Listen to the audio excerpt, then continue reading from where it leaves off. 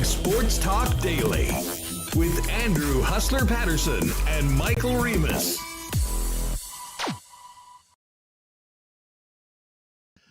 Hey, what's going on, everyone? Welcome to a clinched edition of Winnipeg Sports Talk Daily. Andrew Paterson, Michael Remis with you. I'm coming to you from downtown Toronto. Michael Remis back at WSTHQ in Winnipeg. And get the whites out, people. The playoffs are back in Peg City. The Winnipeg Jets, in game number 81 of the regular season, clinched the final wild card spot. And we're going to have playoff hockey in Canada Life Centre coming up in just over 1 week's time. Cannot wait to talk about it with all of you, as well as with Michael. And in addition, Murat coming up a little bit later on the program as well. And Ted Wyman's going to jump on to the show in the second hour, get Ted's thoughts on everything going on around the Winnipeg Jets, and might even get Ted's thoughts on what's happening here at the Grand Slam of Curling. Of course, Ted, being the national curling writer for Post Media, I know all over it. Had a great time going back and forth between the venue at the old Maple Leaf Gardens, now TMU, Toronto Metropolitan University, which most people remember as Ryerson, just down the block. And tomorrow's show and Friday's show, we're going to be able to pull it off live from the venue. And, of course, maybe get a few of the curlers on at some point. But more than anything, we're going to be counting down to the beginning of the Stanley Cup playoffs coming up on Monday as the Jets wait to find out whether they'll be playing in Las Vegas against the Golden Knights or against the Edmonton Oilers, two teams which they have some recent playoff history against. The good playoff history, the sweep of the Edmonton Oilers back in, 2020? The not so good, they lost to the Vegas Golden Knights, a loss that still sticks in the crow of many Winnipeg Jet fans, and I'm sure people in the organization wouldn't revenge nice be against the team from Sin City. So we're going to break it all down. Lots to come. Welcome to everyone that's with us right now live on YouTube. If you haven't already, make sure you hit that red subscribe button and join us Monday to Friday, 1 o'clock p.m. Central, live on YouTube. And, of course, Winnipeg Sports Talk is also available on all your audio podcast platforms. Just put in Winnipeg Sports Talk and subscribe wherever you get your favorite pods. Always in your inbox right around 3:30, just in time for the ride home from work. All right, just before we get Remo in here, got to give a big shout out to the sponsors that make this show happen. Of course, our friends at Princess Auto, who are the presenting sponsors of this Big Players Championship at the Grand Slam of Curling. Our friends at Coolbet Canada, as well as Modern Man Barbershops, Aquatech, Manitoba Battery, Canadian Club, Vita Health, Wallace & Wallace, F Apparel, the Nick and Nicky DQ Group, Consolidated Supply, Royal Sports, Boston Pizza, Little Brown Jug, Breezy Bend Golf and Country Club, and Aikens Lake Wilderness Lodge. We'll also get to a why not question of the day for our friends at Not Autocorp. And you know what? Just even before I bring Michael Remis in, I'll hit you with the why not question of the day. Hit us up in the chat or in the comments. As of right now, we don't know who the Winnipeg Jets are playing. Jet fans, who do you want in the first round? On one hand, you've got the Vegas Golden Knights. On the other hand, you've got Connor McDavid and the Edmonton Oilers. Let us know. And let's get Michael Remis in here. And Remo, it's been a long run, maybe longer than most people thought in the middle of January. But the bottom line is Connor Hellebuyck and the Winnipeg Jets got to the finish line. What a game last night. A lot of bad blood between the Jets and the Minnesota Wild. And I got to say, on the ice last night and in around Jets fans, it's starting to feel like playoff time. Oh, yeah. What a feeling it was that, the Jets getting out to the lead, scoring the first goal, which they hadn't done so much here since January. And, having 2-0 after the first, even though you're outshot. Connor Hellebuyck playing absolutely out of his mind. Connor Hellebuyck said, look, guys, I really want to have the day off Thursday. Let's take care of business tonight, and we're going to win. And he stood on his head there in the third period, making diving saves. The other tip save where he didn't have the stick, I thought was absolutely incredible. The puck just kept bouncing around the crease, and it wasn't going in the back of the net. It got pretty close there, 2-1. That was basically a 2-goal lead. The Jets just need to get overtime. So when they were up 2-0, it was essentially a 3-goal lead for them. They needed the point. And not only did they get one, they got two. Mason Appleton, putting the exclamation mark with his second straight game with a goal was awesome to see. And that I think that what we've listed as the third line, the Lowry, Appleton, Niederreiter line. Well, that was the second line lately. They get played in the key situations. They're putting the puck in the back of the net. So that was awesome to see. What wasn't awesome to see, or maybe it was, but the bad blood between these two teams. I really didn't like the Hartman hit. We're going to get into that. I'm kind of going off on everything here, but there was a lot of bullshit in the third period. I think we can all agree on that. I mean, the Hartman hit on Nikolai Ehlers absolutely incensed the Winnipeg Jets, and I fully get that. I mean, Nikolai Ehlers did not have the puck. He never had the puck in this situation, wasn't close to the puck, and Hartman dished it off and then absolutely smoked him with, I mean, again, I was watching it on a stream on a smaller screen, but certainly looked like it was pretty darn close to a headshot. It certainly was interference, and Ryan Hartman has a hearing from NHL player safety for that. I mean, we know NHL player safety. I thought that there was going to be a nice little collection of $2,500 fines given out. Neil Pionk did actually catch a $5,000 fine for the cross-check he had on Johansson at the end of the game, which, and again, listen, take it for what it's worth. I think you all know what side of the fence that I'm on here, but considering what Ryan Reeves was up to and the hit on Ehlers, I can't believe that the one major they actually gave out was the one Neil Pionk. Was it a penalty? Absolutely. Did it garner a major and the others minors? Absolutely not. And I mean, the fact that Nino Niederreiter took a penalty, coincidentals against Ryan Reeves. Listen, I didn't get it at all. It seems like the referees, and like I'm not bash the refs guy, but they lost control of that game. It didn't have to get to that point. I'll tell you what, Reem, I was as pissed off as I've seen Rick Bowness at the end of the game. But in some ways, as long as, fingers crossed, nobody's hurt from all of this, those are the sort of games that can bring a team together. We haven't had a ton of that for the Winnipeg Jets this year.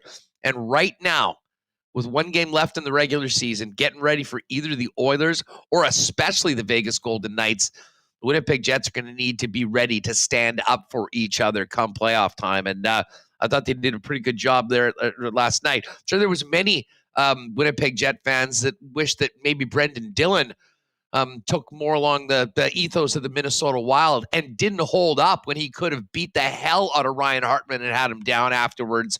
That wasn't the case. But listen, the Jets were angry, and then Ryan Reeves getting thrown out with 20 seconds left in the game. I mean, you saw Rick Bowness say it to Dean Evison across the benches. That was Bush League. But once again, I mean, the heart and soul of this hockey team, Adam Lowry. You just mentioned how great the line has been doing everything they're doing on the ice. He did it one more and stepped up for the second time in his career against arguably the toughest guy in the National Hockey League, held his own. And I got to tell you, you don't like to see it, but I think that there can be a lot of good coming out. This team is feeling together. That's exactly what they'd be. They didn't look that way for a long part of the second half of the season.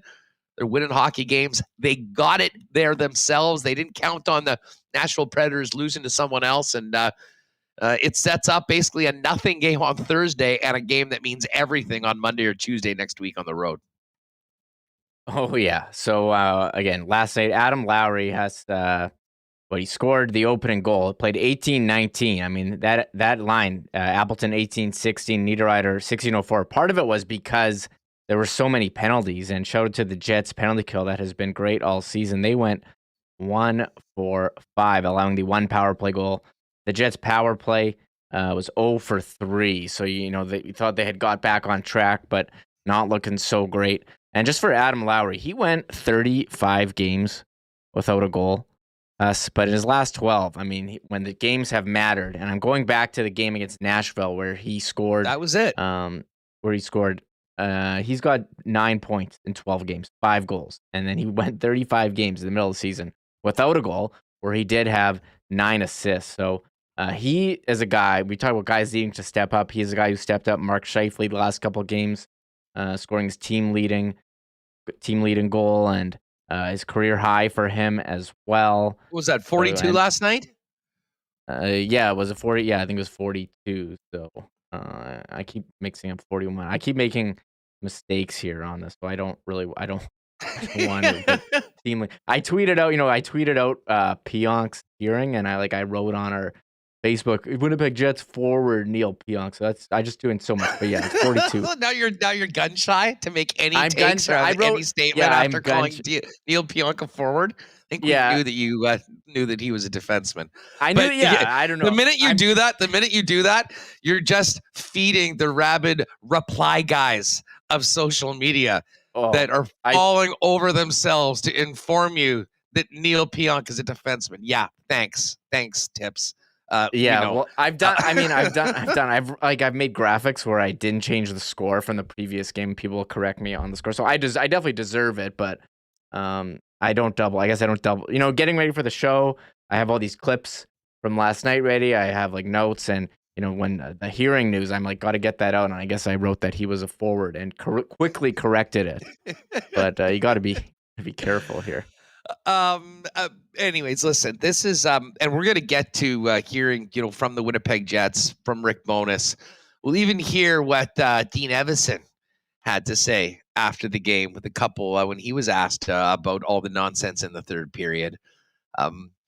But before we get to that, and as I say, Murat and Ted coming up a little later on, I'll say this, Remo. In some ways, it's too bad that the Jets are in the wild card spot that is going to put them through the Pacific Division. Because can you imagine a playoff series between the Minnesota Wild and the Winnipeg Jets if that's who the team was potentially going to play starting in a week? Rivalry's definitely back on. It may have cooled off a little bit over the last couple of years since the team met in the playoffs. But that team is tough. I mean, they have a lot of their general manager and their head coach in them. And for all the questions about what the Winnipeg Jets were made of over the last few months and really the last few years, I got to tell you, I really do feel like, that might have been one of the best ways the team could have possibly clinched their playoff spot to get ready for the playoff beginning next week. Oh, yeah. I mean, they had this homestand. The schedule worked out where they had a lot of breaks. We talked about Hellebuyck starting back-to-backs. Didn't look fatigued yesterday. Hustler, and I think the spacing of the games. I mean, there are a lot of 2-day breaks. I almost want them to play him on Thursday just to keep it going. He's that good. Not that it matters. Let him decide. That's my take. If I'm Rick Bowness, let him decide. Although they're going to say, Connor, take a night off. I mean, 13 in a row. You got us to the finish line. Don't worry about it. Yeah, the way they've played, coming together, especially last night, it is too bad they don't get to play the Wild in the playoffs, but I don't think you're really caring. They're in the playoffs. The overwhelming viewers voting the poll, 83% want them to play the Golden Knights instead of the Oilers. So, but I think the way that they've played, I think you got to feel good about the way they're playing. And the beginning of the season, they ultimately ended up where we thought that they would. Just on the fringe of the playoffs, grabbing that last wild card spot, and that's kind of where we had them in the preseason. However, the road, if you had a graph of where they took their play, I mean, it goes up and then it goes all the way down. Your emotions, it's just been such a roller coaster of, oh, this team is so good, and oh man, they've been one of the worst teams for 2 months in the league, but they're in. I mean, their goal differential looks solid on the season, plus 24. They have 46 wins. The record's really good. I mean, say what you want of what happened in this period or this period. If you told anyone that this Winnipeg Jets team was going to go out and drop 46 wins on the season and get what's their points now? Did they get to 95 with the win last night? You have it in front of you? They have 95 points. I mean, overall, you have to think that this was a successful season for the Winnipeg Jets on the ice.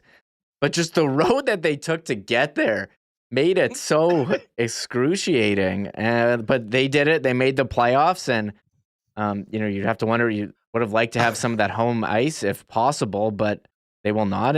They will not. And we'll go on the road to play either Vegas or Edmonton. So we'll be keeping an eye on that. We might be the biggest beneficiaries of the Jets season, the way that it all happened too, because, in this business, I mean, my first boss always told me in sports media, and shout out to Chris Brook. I mean, things are really hot in this routine when things are going really, really good or actually really, really bad. Just a middling team that you pretty much know what's going to happen. That doesn't really generate a lot of excitement or get new people in here. This has been the exact opposite. That is just as you described. I mean, first 3 months of the season, way beyond everybody's expectations when there was a lot of negativity around the season, the team. And then just as they pulled all those people back in that may have been, for whatever reason, not really believing, then it was deja vu to some really disappointing ends to previous seasons. And all of a sudden it looked like this team was going to author the biggest collapse in NHL history for a team that was in first place in the conference in the middle of January. So listen, it's made for a lot of fun shows on Winnipeg Sports Talk. Some frustrating shows on Winnipeg Sports Talk as well. A ton of great action in the chat. And thanks to all of you that have been with us throughout the entire season. But the bottom line is that this team is in the playoffs. And I'll say this, Reem, for everyone patting themselves on the back for calling the Jets making the playoffs, let me give a little applause to some people and a personal Barry Horowitz to people that actually called it at the beginning of the season. And I got a few messages, and I'm sure I'll get a few more. Let's not forget, the Winnipeg Jets were not picked to make the playoffs. And follow the money, Coolbet and the rest of the books had them as a significant underdog to make the playoffs. And we're cashing those tickets at plus 160 for the Jets futures to be in the postseason tournament. And I'll tell you what, they're going to be a similar underdog against either Vegas or Edmonton when the playoffs start next week. But overall, this has been it's been a really, really fun season. And you know what? We're going to talk a lot about the players, but we're going to hear from the head coach. How about the job that Rick Bowness has done? When you think of what he was thrown with at the start of the year, the way that he seemingly got the buy-in from the club, and then the way things sort of fell apart and all the buttons that he pushed, some worked, some didn't. Finally, in the most desperate time of the season, taking your number one center and moving him to the wing, bringing up Nemetsnikov, and listen, credit to Kevin Cheveldayoff for those 2 trade deadline moves as well. This team is not where they are right now without Nemetsnikov and Nito Niederreiter, and then a bunch of other players stepping up, led by Connor Hellebuck. We got playoffs right now, but special shout out to everyone that cashed those tickets. And who knows if you're going to decide that if you want to let it ride on a first round upset in the playoffs. We'll talk about that once we know who is going to be coming to, where Winnipeg's going to be going to start it off. Listen, we're going to get to some of these clips. And as I mentioned, Murat's going to be with us in a few minutes.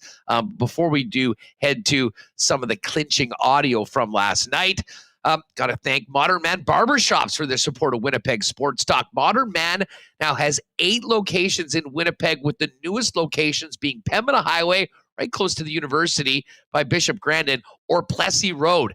Modern Man Barbershops offer a variety of grooming services, including haircuts, beard shaping, shaves, color services, and more. Book your look and an appointment via modernmanbarber.com, and certainly give them a follow on Instagram at Modern Man Barbershops on IG. And hey, hit up a resume to info@orahairgroup.com if you're looking for a spot to ply your trade, if you've got skills with the scissors. Folks, it is hot here in Toronto right now. I know it's a real nice week coming up in Winnipeg as the snow melts. Let's start thinking about summer, never mind spring. How about making 2023 the year you take the plunge? Visit aqua-tech.ca to design your own custom pool. Their team can provide on-the-spot pricing from designers as well as financing options that suit you. And I mean, there's no bigger reno to your property maybe than a new pool. How about, though, a home renovation starting with Aquatech? They have thousands of renos as their foundation. Let Aquatech upgrade any space in your home. If you're looking to finance, their team can provide plans that suit you. Aquatech is ready to make your reno dreams a reality. Learn more about design, pricing, and financing options at aqua-tech.ca. Hey, if you're in the need for a battery for your car, your truck, or even that summer toy you're working on right now. Manitoba Battery, we know, is the most convenient and well-priced option in the city, and they will bring it to you. Order a battery at lunchtime, or heck, by the time a Winnipeg Sports Talk starts, it'll be sitting on your doorstep in 2 to 4 hours for less money than you spend anywhere else in Winnipeg on the same battery.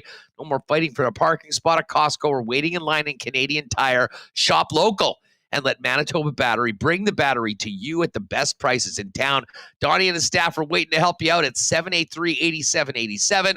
Order online at manitobabattery.com or give them a visit at 1026 Logan Avenue. And, I had a very little sleep with that 5 a.m. flight yesterday.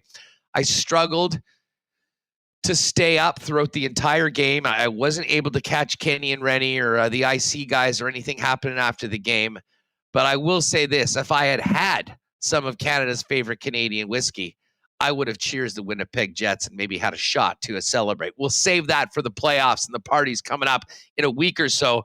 But Canada's favorite Canadian whiskey is also the official spirit of the Winnipeg Blue Bombers and a WST. You can pick up Canadian Club at your local Manitoba liquor marts. And don't forget, Canadian Club and Ginger Ale now available in 473 milliliter cans at liquor marts and at beer vendors throughout the city. All right, Remo, I was just talking about the jobs that Rick Bowness did. Not a lot of people thought that with basically the same personnel that this team would be much different from last year. As we've kind of gone through, there was a real roller coaster of the season, but they've mission accomplished for the first 82. Let's hear from Rick Bowness, the man that guided the Winnipeg Jets through all of these ups and downs, and his thoughts on getting his team into the Stanley Cup tournament. Because give the guys a ton of credit, because things weren't going very well for us for a while, and we dug ourselves out of a hole. We found a way to get on a winning streak, and so you give the players an awful lot of credit for that. What does it do for a team going into the playoffs? The win? Like that feeling of getting through the adversity? Yeah. Pushing through? Yeah, I know people have written us off there for a while, and we just fought through it. Every team that gets into the playoffs at this time of year and you're in the bottom end, you've got to fight through some adversity. You've got to fight through some second guessing, and that's fine. That's all part of our business. But again, give the players full marks, because they stayed focused on the process of what we had to do, game in and game out, to get us into the playoffs. So good for them. All right, there's Rick Bowness, and I love the question from Ken there. Again, I mean, I think that, what this team went through in the final couple of months of the season and the way they had to climb out of the situation they dug for them, and then playing in a situation like we talked about off the top of the program and really coming together physically against a team like the Minnesota Wild, might actually put them in even a more dangerous position as a big underdog against whether it is the Vegas Golden Knights or the Edmonton Oilers coming up in the playoffs. By the way, thanks to Stan Scott for the very generous super chat. Greatly appreciate your support, Stan. And shout out to everyone in chat.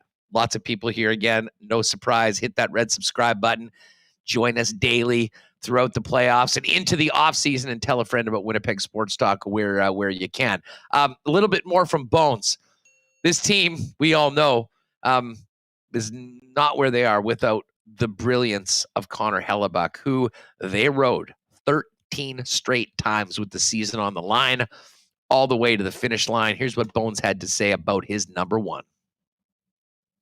Well, he was an outstanding performance by him tonight, clearly.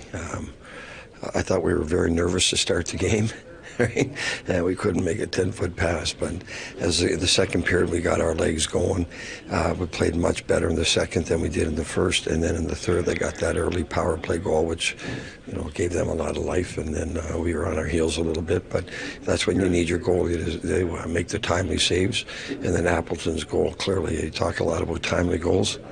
That's about as timely as they get. All right, Bones dropping a few of his favorites. Timely saves, timely goals. They got them both. But, I could just sit here and talk about Connor Hellebuyck for the next 90 minutes of the program. We won't do that. But make no mistake about it, he is the backbone of this team. Let's one other thing from Bones that we do need to get to. There was that cheap shot on Nikolai Ehlers by Hartman. And Ken, I believe it was Ken, asked, or maybe it was Jeff, but asked about Ehlers' status as he didn't return to the game after that hit in the third. Yeah, well, he's going to be reassessed right now. We'll find out more a little bit later. What do you think of the play itself? He's in a vulnerable position. He is. And you hate to see those hits. Yeah. All right, so reevaluation for Nikolai Ehlers, and Ehlers is another guy. And Remo, I mean, I still think back to that St. Louis game. Really, at one of, if not like right around the low point of the season. And this team had no life at the time. There wasn't a lot of energy. And speaking of some of the fisticuffs that we saw last night, I mean, Nikolai Ehlers, I'll always remember that, standing up and fighting Shen of all people and taking some serious, taking some major shots. When you have that sort of buy-in from a player that is not their game, I think it shows how much he cares. And, that was a great example of, some of the players that don't normally do that, trying to step up and trying to pull the team out. And, we spent a lot of time talking about Adam Lowry, who's at the top of that list, Josh Morrissey as well, obviously Connor Hellebuck. But man, not to have Nikolai Ehlers in a playoff series would be absolutely devastating. And it almost doesn't matter if NHL player safety gets it right and gives Hartman a couple games or something like that. We will be on pins and needles waiting to hear the official status of Nikolai Ehlers over the next little bit. Although, considering it's playoff time, I don't expect to get any. We'll just wait to see him in warm-ups for game one. That's a good point. You and I joked before the show that when we heard Hartman had a hearing that he'd get a $2,500 fine. $2,500 all over the place last night from NHL player safety. We have no idea what's going to happen with Hartman's hearing, but for Nikolai Ehlers, a lot of questions. How is he doing? Well, there's no update today. They don't skate. They skate tomorrow. He's not going to be in the lineup, assuming they're going to rest guys who are hurt or who are banged up and have been. There were players. It was him and Connor were game time decisions the other day. He got hit. He went down, grabbed his head, went to the bench, and then you're like, yeah, and he went to the room. And just on the hit itself, I mean, he doesn't have he goes to hit Kaprizov, and Evison said, "Oh, look what happened before." I mean, it was a nothing hit on Kaprizov, and for Ryan Hartman to go after the smallest guy in the team who doesn't have the puck, who's not expecting it, and just lay him out, such a gross, dirty play, such a disrespectful play. I mean, it's a coward play if you ask me, just going after the smallest guy and decking him because he shouldered Kaprizov if you're gonna he didn't hit look the guy, as tough when Brendan Dillon was grabbed a hold of him. And as I said, Brendan Dillon could have beat the living crap out of him when he had him down, and he didn't. He held off. And I wonder whether they regretted that, considering why the Wild continued the BS for the rest of the game and throwing Ryan Reeves out there at the end. I'll just say, if you're going to go after Ehlers, go after him. Wait till he has the puck going through the middle and lay him out. To do it when he not expecting it, doesn't have the puck. Just such a joke. And so they didn't call a penalty on that, and we haven't really got it. They didn't call a penalty on Reeves. So what? So Pionk goes in on with a DeMello cross check, which seems like a routine play to me. And he gets the 5-minute major because they screwed up before. Just such a joke. The officiating. That's when they were trying yesterday. to take control of the game. Give me a break. But you know what? I keep coming back to this. The team, and Rick Bowness said this at the beginning of the season. You take a run at one of us, you take a run at all of us. And it hasn't always seemed to be the case. But when the Jets have been playing well, when they have seemed together through really the first half of the year and this final stretch, they have really stuck up for each other, and I think that is hugely important going into the playoffs. And here's Bones on the team sticking together in the third as the Wild sort of gooned it up a little bit in frustration, and what that might mean for the team going forward. Here's more Bones. Listen, we've shown all year long that you go after one of us, you're going after all of us. And we have no problem. They can throw everything they can at us, and we're going to stick up for ourselves, and we're going to fight through everything. And we, Dilly and Adam give them full marks because they stood up for the team. But again, we've said all along we're a family, and you come after one of us, you're coming after all of us, and that's a team that sticks together. You saw it tonight.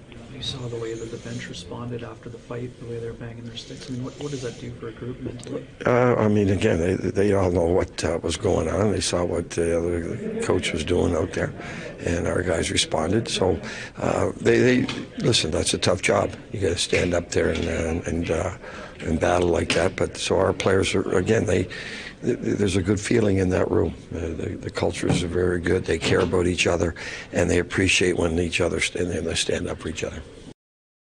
All right, so there's Bones. As I mentioned, that was a mantra of Rick Bowness at the beginning of the season, and I'm not sure if it was ever more apparent than it was in game number 81 as the Winnipeg Jets punched their ticket to the Stanley Cup playoffs. And we've spent a lot of time talking about Adam Lowry, his line, how he has stepped up, after that miserable stretch, not scoring a goal, and probably really feeling a heat and some pressure as, the standings, slid and they weren't getting a lot. And there was all that talk about the Jets have absolutely no depth scoring. They've got nothing from the bottom six.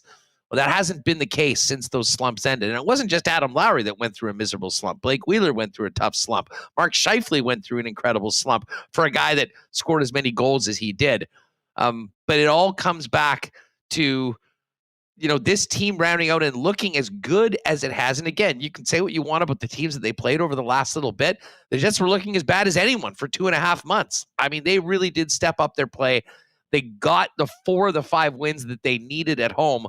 Well, it would have been nice to get that one against Calgary and then book their ticket with a win last night. But kind of more on what Rick Bowness had to say last night about the effect of the team sticking together.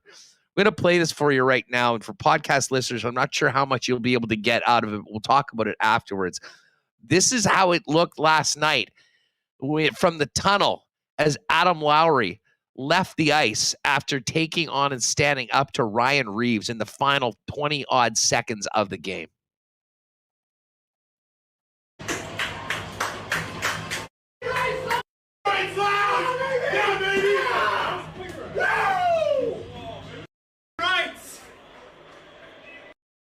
What a scene that was. For podcast listeners, the guy who was saying bleeping rights, Lows, there was a number of them, but Brendan Dillon, who was already off after giving it to Hartman, was there to meet him.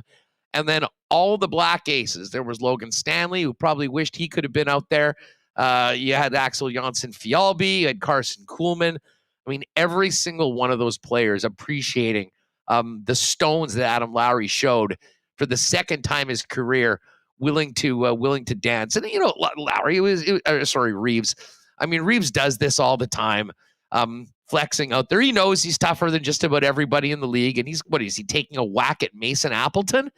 Lowry, I'm surprised Lowry even took the face off. He could have just met over, but he goes, hey, listen, you're going to deal with me.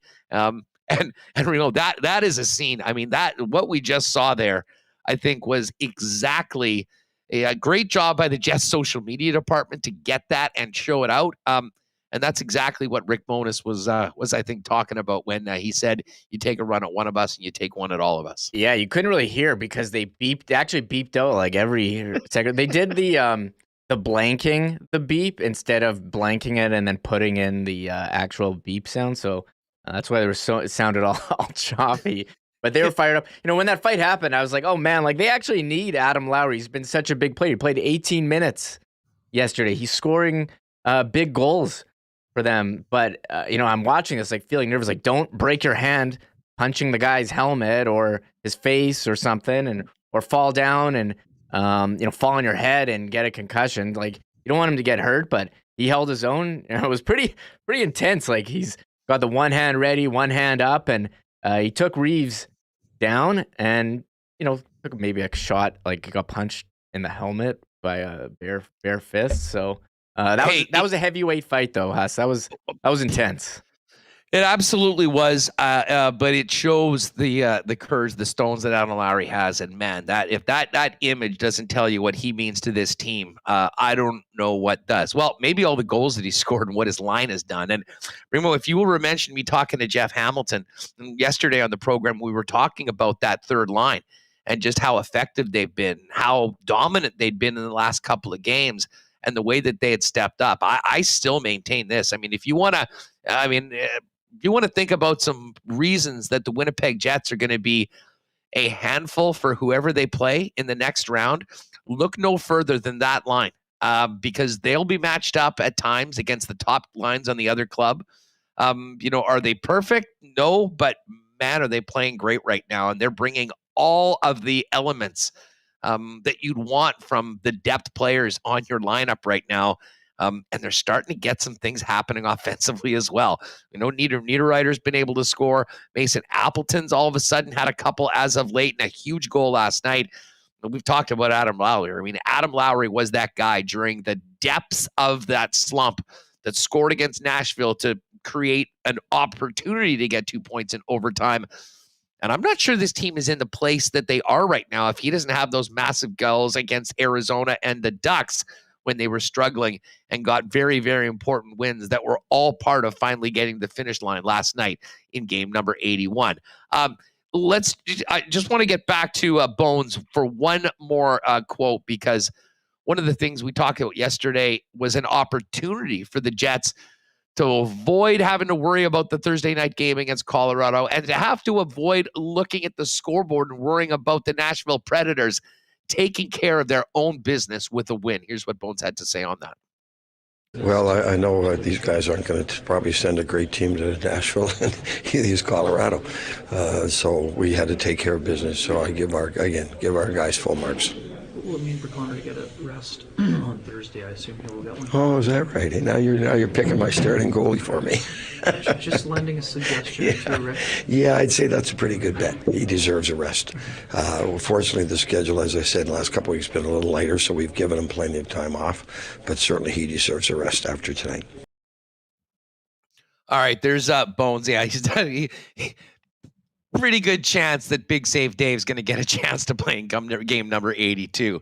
I here with a little bit of a different setup than normal, not as many screens, but big thanks to SK for a nice little super chat. Now, I believe, Remo, did you say that was thanks to a wager? Yeah, well, speaking of wagers, you were the one who said like a couple weeks ago, oh yeah, Big Save Dave, he's not playing until April when we looked at the schedule, and you were right, last game of the year. I said Hellebuyck really wanted that day off, and he had to earn it yesterday with some of those saves. But show it to SK for the super chat. One thing that's great about the channel is you have all these connections made in the chat. So SK had a bet with BA Split about the Jets making the playoffs. So SK owes BA Split $20 for losing the bet, but he also thought he'd send us a $20 super chat. So shout out to SK. He was here just about I don't know if he started watching the games again. I think he had to stop at a certain point. Couldn't take it anymore. But the Jets will be in the playoffs, and we are looking forward. Monday, we don't have confirmed dates. The playoffs start on Monday, and we'll have to wait and see what the schedule is. I am, talking about time zones. I'm fully expecting the home games here start at 8 p.m. Hustler. So get ready for some rowdy atmospheres. If they weren't already going to be. Dude, they're going to be, it's 8:30 or 9. For home games, you think 8:30 or 9? Because they already did a 9 home game. Well, I mean, they wait till the early game's over in the playoffs for the most part. I guess we'll have to wait and see. If there's 2 games in the West, the thing is, when you play in the West, you're playing in that late television window. So it's going to be great news for the bars and restaurants downtown. There's going to be plenty more time, I think, for people to pregame. And I'll tell you what, we won't get into game production and all that. We've kind of talked about that. And I know there's, a lot of talk about the season ticket campaign that the team's coming on. I'm going to leave that today. People are spending their time on Twitter talking about that. We will talk about it tomorrow, though. Christina Litz is going to join us from True North Sports and Entertainment. Talk to her a little bit about, the video, the campaign, all of that. And we'll have a little bit more time. But today's clinching day. We're talking about this team right now going to the playoffs. And I'm looking forward to doing that with Murat coming up in a little bit. We will hear from Connor Hellebuyck afterwards and a few of the other players. But listen, Murat is going to join us right away. A couple things that I want to do. And first off, a big shout out to our latest winner of the Unsung Hero from our friends at Wallace & Wallace. Now, this one is awesome. And I got a first off shout out to Jeff Bowes, regular listener, who sent this one in. And I love this one because we've had a great number of unsung heroes that have been doing a ton for, people in need and charity work. The other part of this in our life is the people that dedicate so many hours when it comes to helping out minor sports and whatnot. And this is just a great, great winner of the unsung hero. This is from Jeff Bose.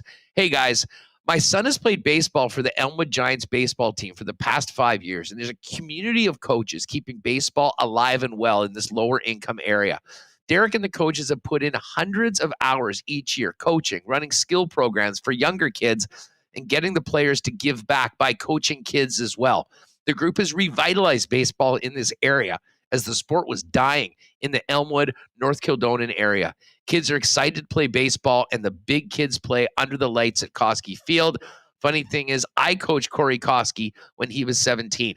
The teams have done really well, and it's a great mixture of kids from have and have-not families. Derek Helgeson, coaches, shout out to you. Derek, we've got an autographed jersey from Jets All-Star defenseman Josh Morrissey for you. And Jeff, shout out to you. $500 donation from Wallace & Wallace to the Dream Factory for your nomination. And JMO and his lovely wife are going to be matching that donation as well. So winners all around, and good luck to everyone in that Elmwood Giants baseball program coming up this year. Big thanks again to Wallace & Wallace, who, of course, are your fencing and overhead door specialists here in Manitoba. Find out more, wallacefences.com. or on give him a buzz at 452-2700. I butchered this yesterday because I didn't have the right month, and I was thinking about Ultimate Male Energy from last week here, but Vita Health Fresh Market is ready for spring. I think we all know that. They've got the best prices on natural and organic supplements, beauty products, and groceries, and the biggest selection of local products too. Have you guys had your healthy fats today? Yes, there is such a thing. Omega-3 fatty acids are beneficial for your skin, brain, joint, and heart health. And that's where Health First Omega Supreme comes in. Get your healthy fats the easy way with this one-a-day soft gel. Health First Omega Supreme on sale all month at Vita Health Fresh Market, empowering people to lead healthy lives. 7 Winnipeg locations, including the newest store in Linden Ridge, and online at myvita.ca, fully shoppable website with local delivery options as well. How's the menswear game looking? How's the closet ready for spring and summer, fellas? Up your menswear game heading into the new seasons over at F Apparel. Custom suits beginning at $400, along with chinos, golf pants, custom shirts, both tucked and untucked styles, and an incredible selection of menswear accessories. 50% discount for wedding parties. Don't waste your money renting tuxes or something like that. Head to F, get great looking suits that you can wear beyond the big day. Everyone will get a 15% discount when you get your suits at F Apparel. And if you need a new suit for a 2023 high school grad, get on down to F. They'll give a free custom shirt and tie valued at $150 for any 2023 grad getting a suit at F Apparel. 190 Smith Street downtown. Get ready or make an appointment online at fepapparel.com. And with the beautiful weather here and in Winnipeg and much more on the way, celebrate it. Celebrate the playoffs with a blizzard. Speaking of whiteouts, 4 locations for Nick and Nicky DQ. DQ Northgate, DQ Polo Park, DQ St. Anne's, and the DQ in Niverville. Never a better time to jump on a blizzard than with the change of the season over at Nick and Nicky DQs. All right, Ted Wyman, a little later on in the program. Right now, though, let's welcome in Murat of The Athletic. Murat, great to see and talk to you again. And it took a little longer than some expected a few months ago. But they did something that a lot of people didn't think they were capable of doing 5 or 6 months ago. The finish line has been achieved, and the Winnipeg Jets are going to be playing playoff hockey. I mean, I'm so happy for everybody in your chat, everybody in the comment section at The Athletic, everybody that we interact with on a day-to-day basis.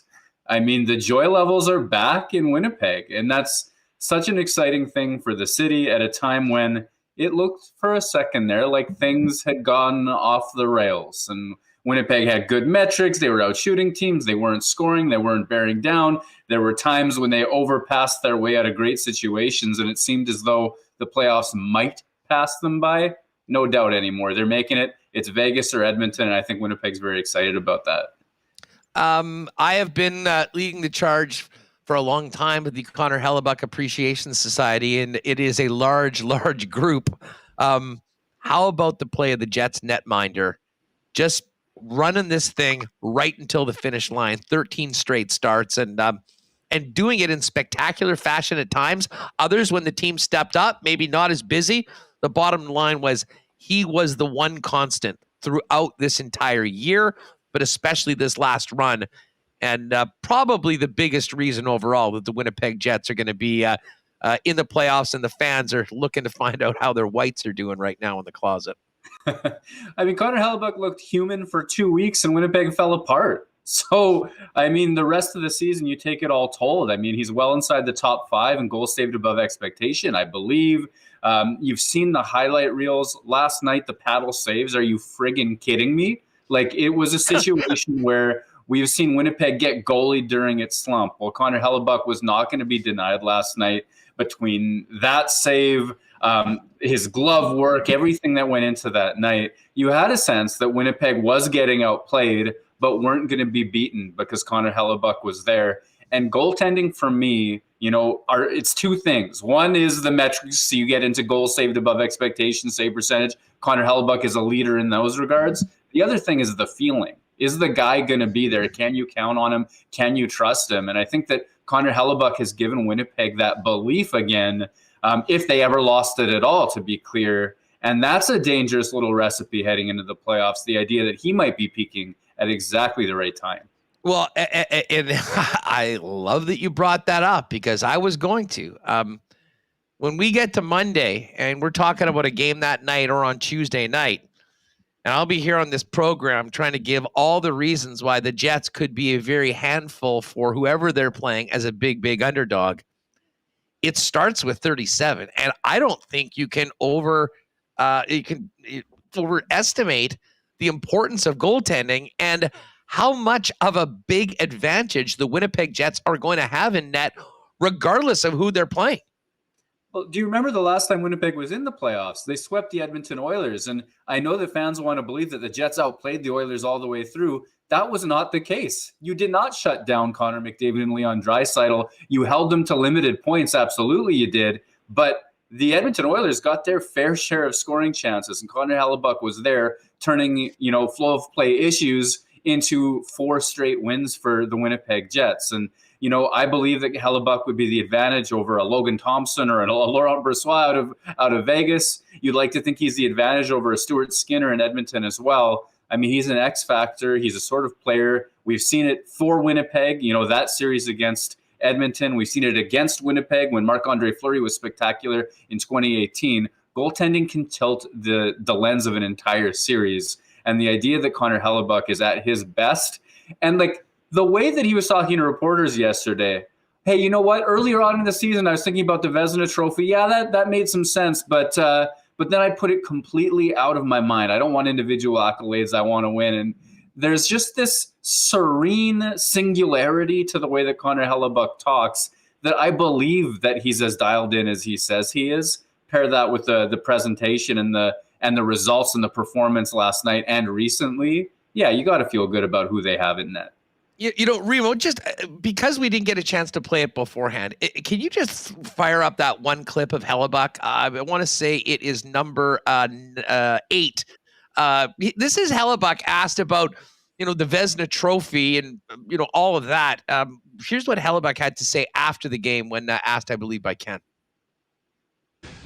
I was thinking about that a little bit during the year, and I didn't like it. That's too much of a personal thing. I want to be part of the team, and I don't really care about the individual accolades. So I took that right out of my mind, and I've just been focusing on the next goal, and that's winning a cup. So now that we're near the end, I'd be proud to be nominated. I'd be proud that we make a good run here. All right. Well, I think that everyone around here thinks that he should certainly be nominated. I mean, all the trophies this year will probably be nominated by the Boston Bruins because they have put together a historically great season. but that doesn't take away the importance of this guy to this team. And the importance of goaltending, if it's possible, is even more so, Murat, in the playoffs. And that's enough, certainly within a team like the Winnipeg Jets, I think, to give a team the basis for some confidence against whoever you're playing right now. And I'll tell you what, if he continues to play the way he has as of late, the Jets will be an easy out for absolutely nobody. Look, in the playoffs, in a small sample size, like, don't get me wrong, Winnipeg will be underdogs. But in a small sample size, the extreme moments count for so much. And looking at the way that Connor Hellebuyck is playing right now, you can believe that the extreme moment is he's going to steal a goal that should be a goal. He's going to be looking at a situation like that paddle save that he made last night, and he's going to be able to make that save. And that's a spectacular belief that comes from performance. We see it with our eyes, but it also comes with year over year of metrics supported. This guy is one of the best over the long haul, no matter what happens. And that's a spectacular thing. It's also a special thing. Winnipeg, I mean, from top to bottom of the organization knows. Mark Scheifele knows. He said it last night. Hellebuyck won us the game. That's a special thing. And I've been poring over some other numbers too. You know, there are reasons I would say to fear the Edmonton Oilers based on how they're playing heading into the stretch, but that's not who Winnipeg's probably going to play. And I have the thinking that Vegas is a little bit more middling than elite, as based on their underlying numbers and other sorts of things in the standings. Winnipeg's got a punching chance against whoever they play. I have to also tell you, I wonder what you think, but for me, Vegas is the team that you want to go up against. Oh yeah. I joked and said I was on the Lock Shop today with Dustin Nielsen. Of course, he does the Nielsen show out in Edmonton, and I said, "So, would you rather get bounced by the Jets in round 1 or round 2, Dusty?" It was just a little bit of playful going back and forth. Listen, the Oilers are a problem right now, and I mean, Connor McDavid, Leon Draisaitl, the Nuge with 100 points. I mean, all of that. When I look at Vegas, and listen, they're still going to finish first. I mean, they have had an incredible season, but it starts. I mean, if you're looking for reasons to think that the Winnipeg Jets have a chance to pull an upset, it starts in net. And I mean, I don't know if Kelly McCrimmon and Bruce Cassidy know right now who their starting goaltender is going to be. And I don't think there's anyone that would come even close to having the confidence within their room that Hellebuyck has in theirs. So, listen, goaltending hopefully will be a big part of the story that we'll enjoy watching. But it does start with Connor Hellebuyck, but that's just the beginning. Murat, one other, when we talk about, what the Jets have done over the past 2 to 3 weeks to pull themselves up and get into the playoffs, Hellebuyck is obviously where it starts, but the other guy, and he was a big, big part of last night in a number of reasons, was Adam Lowry. And I mentioned earlier, I mean, justifiably so, there was a lot of talk about the Jets' lack of depth scoring and where it had gone. Not only has the scoring returned for Lowry, the likes of Mason Appleton, and the look now that they have with Nito Niederreiter on that line is as good as I think we've seen in a long time. But man, are they playing a dominating playoff style game. And then you add the element that Lowry brought and showed off at the end of the game, standing up to Ryan Reeves of all people. I can't think of a guy that elevated his game when he needed it more. And that's a true show of leadership in so many different ways. And it's another, that line's going to be a real pain in the ass for whoever they play in the playoffs. I'll tell you that much. 100% they will. What did Mason Appleton call him in the video, the jacket presentation? Full set? I think it was full set. I think that was an indication of the belief and the confidence that he gave everybody with what he did last night. And listen, I've written to this effect at The Athletic because Adam Lowry's offense disappeared for a little while partway through the season, and the question was going to be, well, hey, is this your fourth line center? What's going to happen to him? All that sort of stuff. And the response I had was, this is a player who will be there in the stretch. You can count on that. And, that's from talking to people around the team. Everybody believes in the person. You watch that video of him coming off the ice, getting celebrated by Brendan Dillon, Logan Stanley, that the Jets shared as well. I put that in my most recent piece wrote last night. There is a role that he plays on that team that if you go back to the last time the Jets were a very good team, that 2018 run, you have so many people before Lowry in that heavyweight bill, starting with Dustin Byfuglien. Well, now look at the team. You've got Lowry doing the job. You've got Brendan Dillon doing the job. And I don't think it's lost on anyone in the Jets dressing room that when those guys show up for each other, the message is, just like Bowness said, you go after one of us, you go after all of us. For Lowry to give up fighting experience, to give up, probably size and strength to Reeves and go after him anyway in that situation, every single Winnipeg Jet saw value in that. And that's a little bit of something about why they believe so much in number 17. Well, and I think that's more important right now than at any other point in the season. And, with the way that team has played, with the way they've contributed, with the way they have dominated at times and just lived in other team zones, that in itself is important. But I'm interested in your perspective on this, Murat. The way things got a little crazy last night and everything that happened in the third period, and the fact that they did need to stand up the way they did, as long as Nikolai Ehlers is okay and everyone's good to go for the playoffs, I don't think a circus like that could have happened at a better time for a team that had just done what they had accomplished to do in day one of the year, and kind of reminding them of the type of team and how close they need to be when you are going up against potentially a team like Vegas, who is no pushover by any stretch of the imagination. 100%. Just go back to 2 weeks ago, 3 weeks ago, when we doubted them. When they were in that California road trip, they came out of that San Jose game, and things were burning a little bit.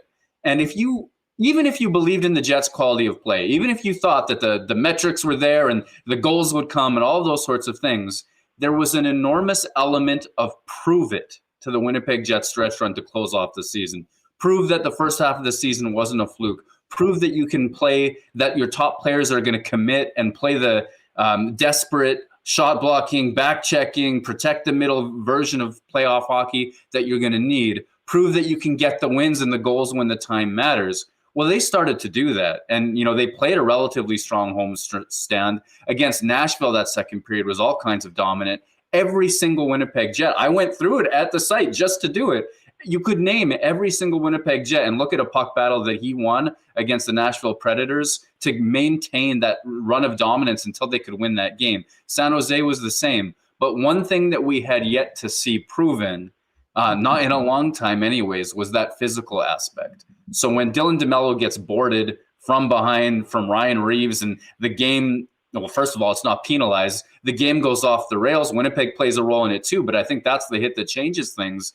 You're wondering, is Winnipeg going to push back? What can they show each other? And I think that they proved it. I think it was important to get that done before game one of the playoffs, to have that vibe, so to speak, because game one is going to probably look exactly like that in some respects.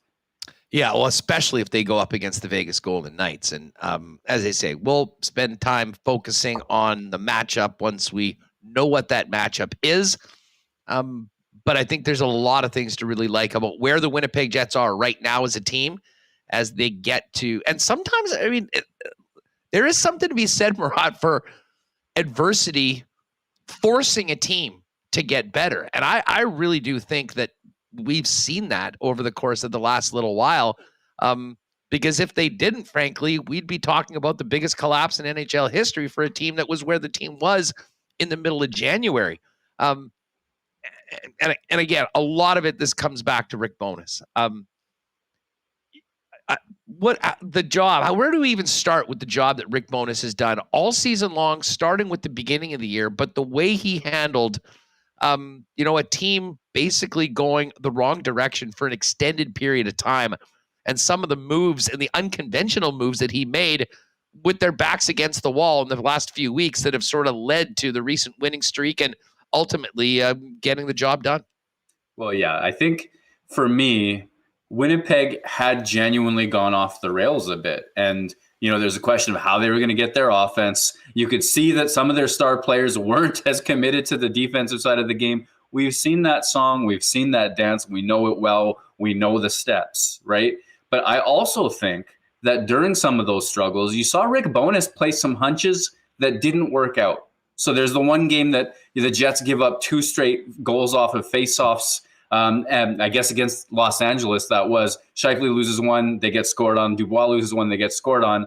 And all of a sudden, you've got Kevin Stenlund taking minutes from Nikolai Ehlers on the strong side when you need goals. And so the Jets aren't scoring after that as well. I think Bowness was part of the struggle as well. However, coming out of that California road trip, then switching up to those lines, moving Scheifele to wing, which may have been an unpopular idea immediately, but has worked tremendously well from the beginning. Now you have Pierre-Luc Dubois playing a responsible center, down low roll. Scheifele and Connor can fly. That Ehlers-Nemesnikov Wheeler line is going. And obviously the Niederreiter, Lowry, and Appleton line is going. We can talk numbers about that. All of them are dramatically outscoring the players that they play against whenever they're on the ice. So it's not just hits and glory, it's goals and wins too that are being driven by these lines. But down this stretch run, even against Calgary, when Winnipeg sort of gave up the chance to cement themselves as in control of their destiny, Bowness stood firm in those lines that were working. He did not waver and start playing hunches and mix up, in a desperate attempt to get things back on the rails, because he had found something that genuinely did work. More of it was going to be the solution. And I think that, I think he deserved some criticism for some of his plays earlier in that slump, but he deserves tremendous praise for holding everything together and getting them to play their most desperate and effective game over this last week or so too. Well, I agree with everything that you said. I mean, there was a lot of questions and a lot of things happening with this club, and you got to stop the bleeding at some point, and it didn't stop right away. But we're not having any of these conversations if we don't talk about the effect of Rick Bowness from day one of training camp and the moves that he made. And listen, you can't just snap your fingers and entirely change a culture of a team. I mean, a lot of that is personnel, a lot of that's things. And I think we've seen some of that creep back in previous months as things went down. But we can't lose sight of the fact that the job Rick Bowness did in the first half of this season before things went south was as good as any I can remember in the NHL, considering what we had seen in previous years and the fact that they didn't change many of the deck chairs. They changed the guy behind the bench. Yeah, and you know what? Some of the hunches I keep harping on, those are the little rocks, right? You're trying to fill a jar, you get the big rocks in first, right? And so that conversation he has with Josh Morrissey in the offseason, calls him up on the golf course, hey, is this a good time to chat? Well, anyway, they got in touch. And the idea that he was able to challenge him to think of himself as a top 10 Norris Trophy candidate. Now, I'm not saying you can merely make that suggestion and turn Josh Morrissey into a 76-point player, more than doubling his career high, which was set last season and was already seen as a step forward for Morrissey. But his role, the way that they worked together, the confidence he gave him, the ability to change Winnipeg's offensive plans. I mean, Josh Morrissey isn't dangling from the blue line with that kind of confidence, other than a few select third-period desperate comeback attempts last year. But we're seeing it all of the time. And the way that Morrissey reads the defense to see, hey, do I have a step on this guy? Can I attack? Even when he's mid-deke. I mean, this is a player at peak confidence. Bowness challenges Pierre-Luc Dubois to play a better 200-foot game. He certainly challenges Scheifele and Connor right off the hop in terms of shift length and things like that. I know that went off the rails at different times, but down the stretch, he got what he needed from those guys as well. The captaincy change, I think that was important. I have heard people tell me from within that team that there are people who have voices this year that didn't previously feel like they had voices in that locker room. And I think that that's real as well. So, I mean, talk about big rocks. What else is there? Put that in front of Connor Hellebuyck, playing like Connor Hellebuyck can play, and you've got yourself a playoff team. And you mentioned this in one of your tweets and in the article as well.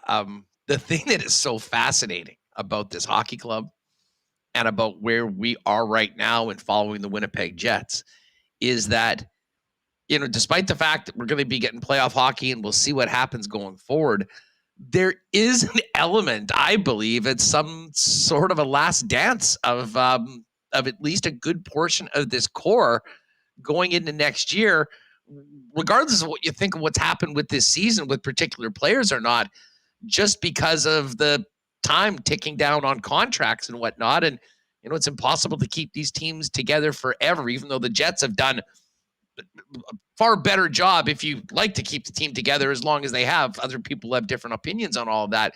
But you know what I'm saying? I mean, this is a special time, I think, for fans of a number of players, because there's no guarantee on a far greater number of guys being back next year than would normally be the case for a team that just has done what the Jets have done. 100%. 2024 is a ticking clock, and this summer is when Winnipeg has to make some of the key decisions. I don't think that there's a playoff run that can change the big picture on this team, and the idea that, you know, Blake Wheeler's towards the end of his career, his impact, they explored moving him last summer. Will that happen this year? Not so sure. But Mark Scheifele as well is now a concern. He's going to be eligible for unrestricted free agency in 2024. Do you extend him at a big ticket price at this stage of his career? Is there anything, other solutions you can come across? Can you use him to bring back assets that keep the team competitive? We know Pierre-Luc Dubois. Well, we don't know, but we think Pierre-Luc Dubois is an unlikely long-term Jet. Although, of course, so comes the leaked Darren Dreger, you know, reporting that Winnipeg will do everything in its power to keep him.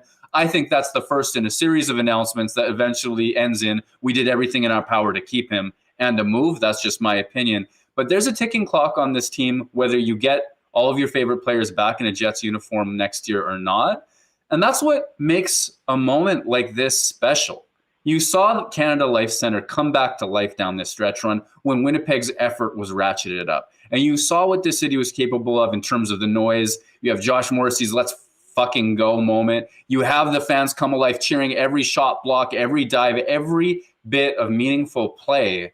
And now Winnipeg cemented its playoff spot with a group of players that have been the heart and soul of this team for better and for worse over the last several years.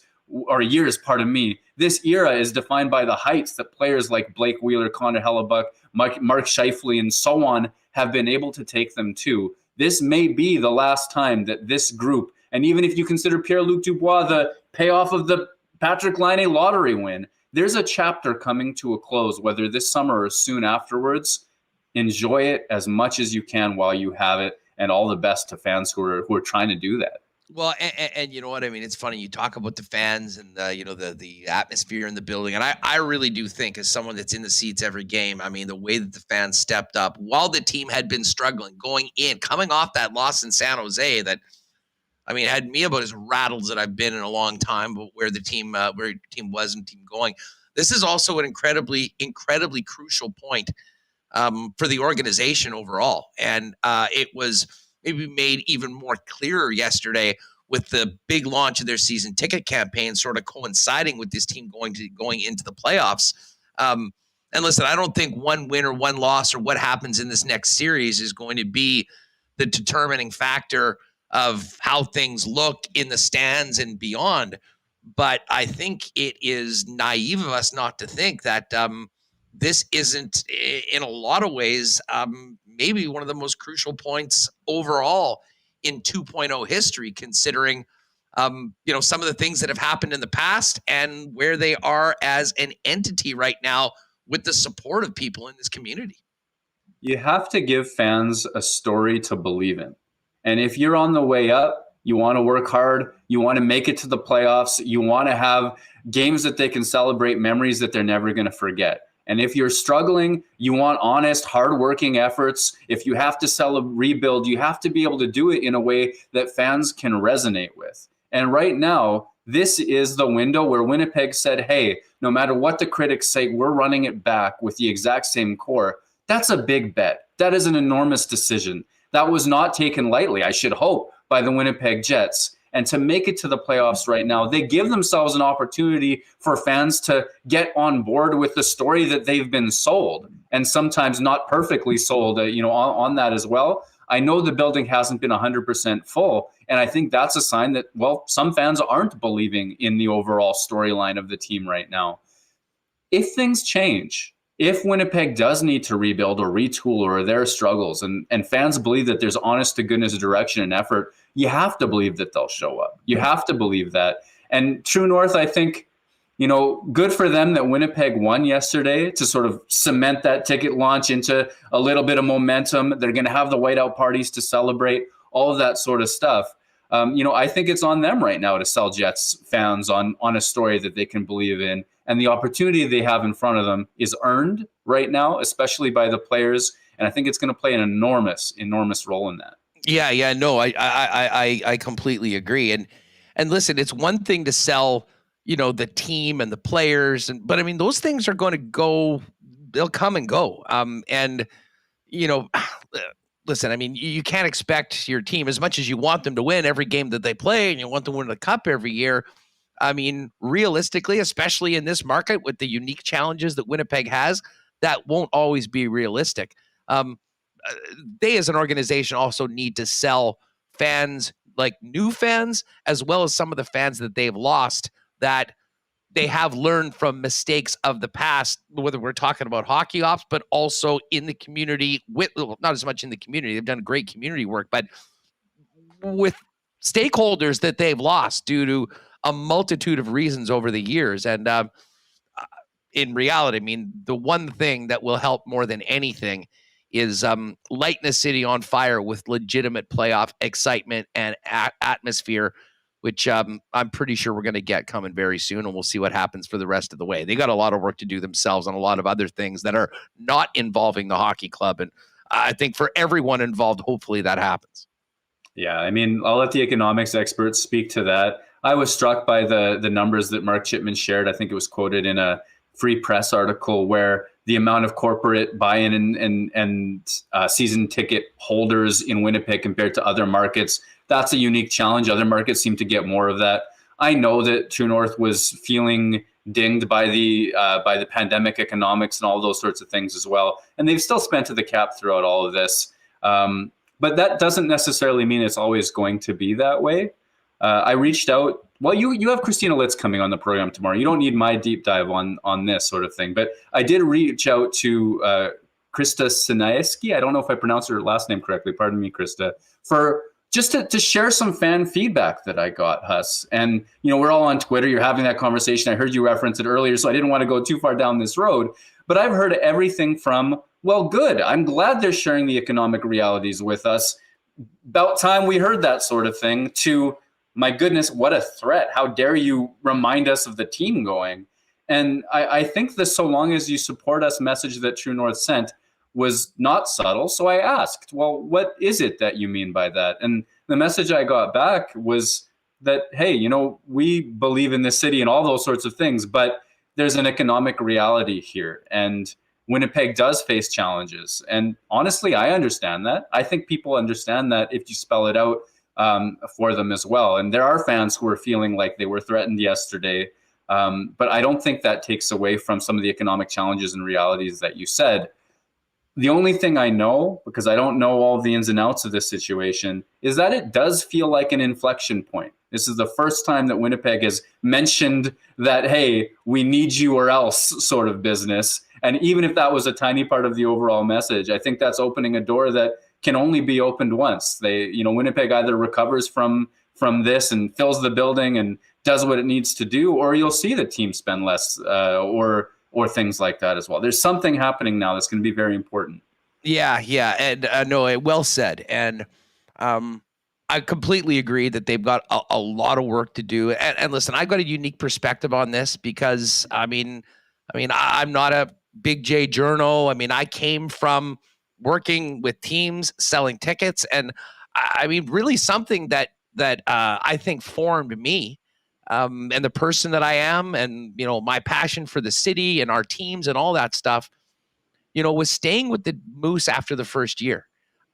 There's never been anything that has been more of a challenge to me in my personal career than talking to season ticket holders and stakeholders to try to get them to stick around and let us, at the time I was part of it, build a team after losing the Winnipeg Jets in 1996. And, you know, most of the season ticket holders were people that were devastated, like everyone, that we'd lost the team, and thought, well, you know, we'll still support hockey here. It wasn't about getting an NHL team back at all. It was about, well, we're not going to have hockey in this city. And I mean, I could spend a lot of time talking about this maybe on another day. Maybe we'll get into it a bit more tomorrow. But I mean, it was conversations one-on-one with stakeholders and business people and business owners and fans to give us another chance. That first year was miserable. I mean, you had the hangover of losing a team, and the team stunk. The league wasn't very good. Every time we did a great job in filling the building, they'd lose 1-0 to some guy that was drafted in the 6th round for the Jets some year before. I mean, like, it couldn't have gone any worse in so many other things. but sticking with it and sticking through it and having those people and having those conversations, trying to get people to give another chance and stick with it, and knowing that, at least the people that were in charge then that I was working for were incredibly well-intentioned for the city, for everyone. It took a long time to work, but that was what happened. Contrast that to, I think a feeling that, the people that, Austin, basically, things just change a 180. You got this long waiting list. There's 13,000 people getting season tickets. It was a real tough ticket to go. Unfortunately, I think there was a level of hubris that, led to, so certainly an opinion amongst a lot of the people that were stakeholders that there was a bit of an arrogance, like you were lucky to be able to be a customer of ours, that I don't think was ever intended, but it certainly happened. And they started losing people. And, there's a number of other things that I think can come down to it that, were affected. Some people don't like the GM or what's happening. Listen, hockey fans, guys, the fans are never going to be calling the shots. So don't hold your breath for a fan poll to say whether they should trade a guy or not.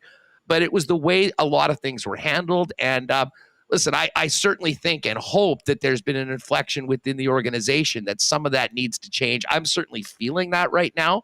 And it'll be a job. There'll be a lot of boots on the ground and a lot of conversations with people to try to get that second chance for people that they left. And the other thing that's very important to note, this is a perfect example, so many of those people that were the backbone of the Moose organization that were supporting pro hockey here when a lot of people turned their backs on it throughout, and frankly are a big reason why we were even in the position to get an NHL team back. Well, let's say you were 67 in 2011 when the team came back. You'd been there. Those people are 80 years old now.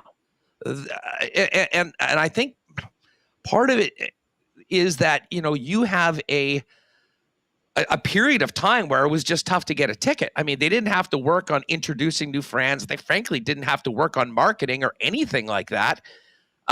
They do now. And I certainly think that has been recognized. I'm really looking forward to talking to Christina, who's newer to the organization, but has great experience in sports and is an awesome, awesome person, from Winnipeg, that I think is exactly the sort of person that I think they need sort of being out there to get people to at least consider giving that second chance for some of those people. And then the other thing is to try to dig in for a generation that, may have been 20 years old and not really in a ticket buying position in 2011, that are now into their 30s and, will provide the backbone of this next generation for the team. So, there's a lot that goes into it, and it's a lot more than wins and losses.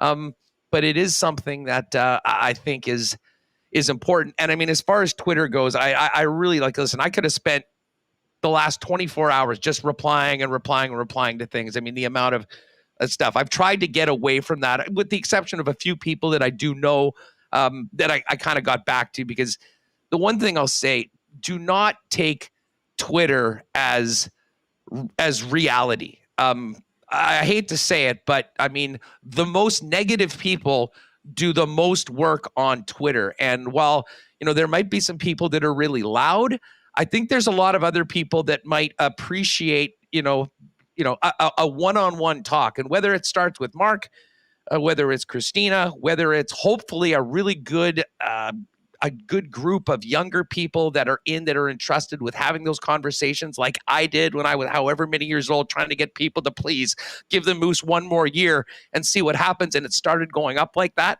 All those things really need to happen. But I just say to people, don't take what's happening in your Twitter feed as an accurate reflection of this community overall, because social media in general is far more negative than I think reality. Listen, there are some people, those out there, but put it this way, the most negative people on Twitter, I don't think are going to be the ones that are making or breaking this organization going forward. It's the rank and file. A lot of people who have had justifiable reasons for moving away, and there's economics and all of that too.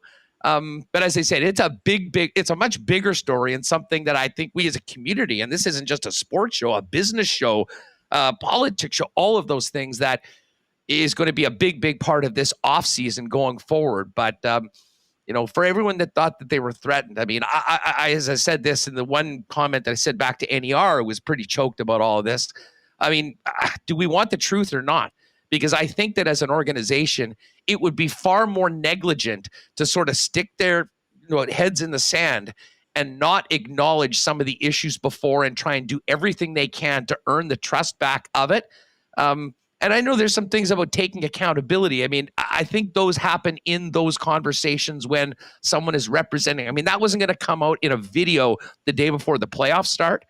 Anyways, I've sort of gone on about that. I could go on a lot longer, Murat, but listen, this team is so important to so many people in this community, and there's a lot of people that depend on it for a whole other things as much as just the general fun of getting through it. And I understand why it is such a hot button topic, and I do understand why even the thought of that can get some people's backs up. But unfortunately, I think everyone needs to acknowledge reality, as well as the people inside those offices, and figure out a way to put their best foot forward to avoiding a real step back when it comes to fan support that would, harm the potential future of the team on the ice, as well as the long-term viability in the community. Huss, I think one of the reasons why I just believe in you so much as the voice of the fans and your insight into a situation like this is you recognize that community is built up by a collection of individuals. If you're selling the Winnipeg Jets or any product to this community, it's a conversation with that individual stakeholder, that one person's experience, that one family's game day experience, or the response or lack of a response that they got from the team representative. That's collective. That adds up. Every single one of those things becomes a part of the fan experience. And when you touch on the idea that maybe there was some hubris over the years when the market was, pointing in one direction, some complacency set in, it never felt like True North had to work that hard to get people into the building. And now that they do, I think that the roadmap that you outlined, where you're talking to people one-on-one, you're having direct conversations from organization to human being, as close, an organization isn't a person, but as close as you can merge those things together, that's what I think builds a community and sustains a community. I think Christina's hiring by True North was designed, or at least timed, to recognize that it was an inflection point for the franchise, that they were needing more marketing, more connections with fans and community and things like that. Over her couple of years, there's been a little bit of build. I can't wait for that conversation that you have with her, because I think that the weaknesses that you highlight from True North in terms of connecting to those individuals right now are real and need to be solved. And it at least seems as though at a top level, they're devoting some resources to it. And I hope that that's encouraging for fans. But if you're them, and I can see Ted is a little box on my screen now. Hi, Ted. I won't go on for too long. But if you're True North and you think that your customer service is bad right now, it's got to be good. If you think it's good right now, it's got to be exceptional. If you think it's great, it has to be best in class in the National Hockey League, because there is a sense that there's economics affecting the building, and that happens in every rink around the league right now. But this is the first time it's ever happened in Winnipeg, and how you respond to it is going to say a lot about what your future is going to be in the city. Yeah, it can't be about what's happened in the past. It's what they're going to do forward to make things better, to make things right with as many people as they can get back, to do a good job in trying to, connect with new communities, get new people on board, and kind of replenish some people that just through time won't be there long term. And the bottom line is, there's a lot at stake for so many people. And as I said, we're going to talk more about this tomorrow. And this is not a topic that's going to be going away, whether the playoffs go for 2 months or whether it goes for 2 weeks. But I'm looking forward to more of it. And I think that, for it certainly, it's not a tough sell for everyone here, knowing that a healthy, well-run Winnipeg hockey team is great for everybody involved. And that's hopefully where we will get to. And for everyone that was thinking threatened, or everyone that's, on the warpath about, what's happened last day, I would suggest to maybe take a step back, take a deep breath, and talk to somebody in and around there. Let your comments be heard to people that actually can maybe do something about it, as opposed to, just the general megaphone of negativity, which we often see on the old feed.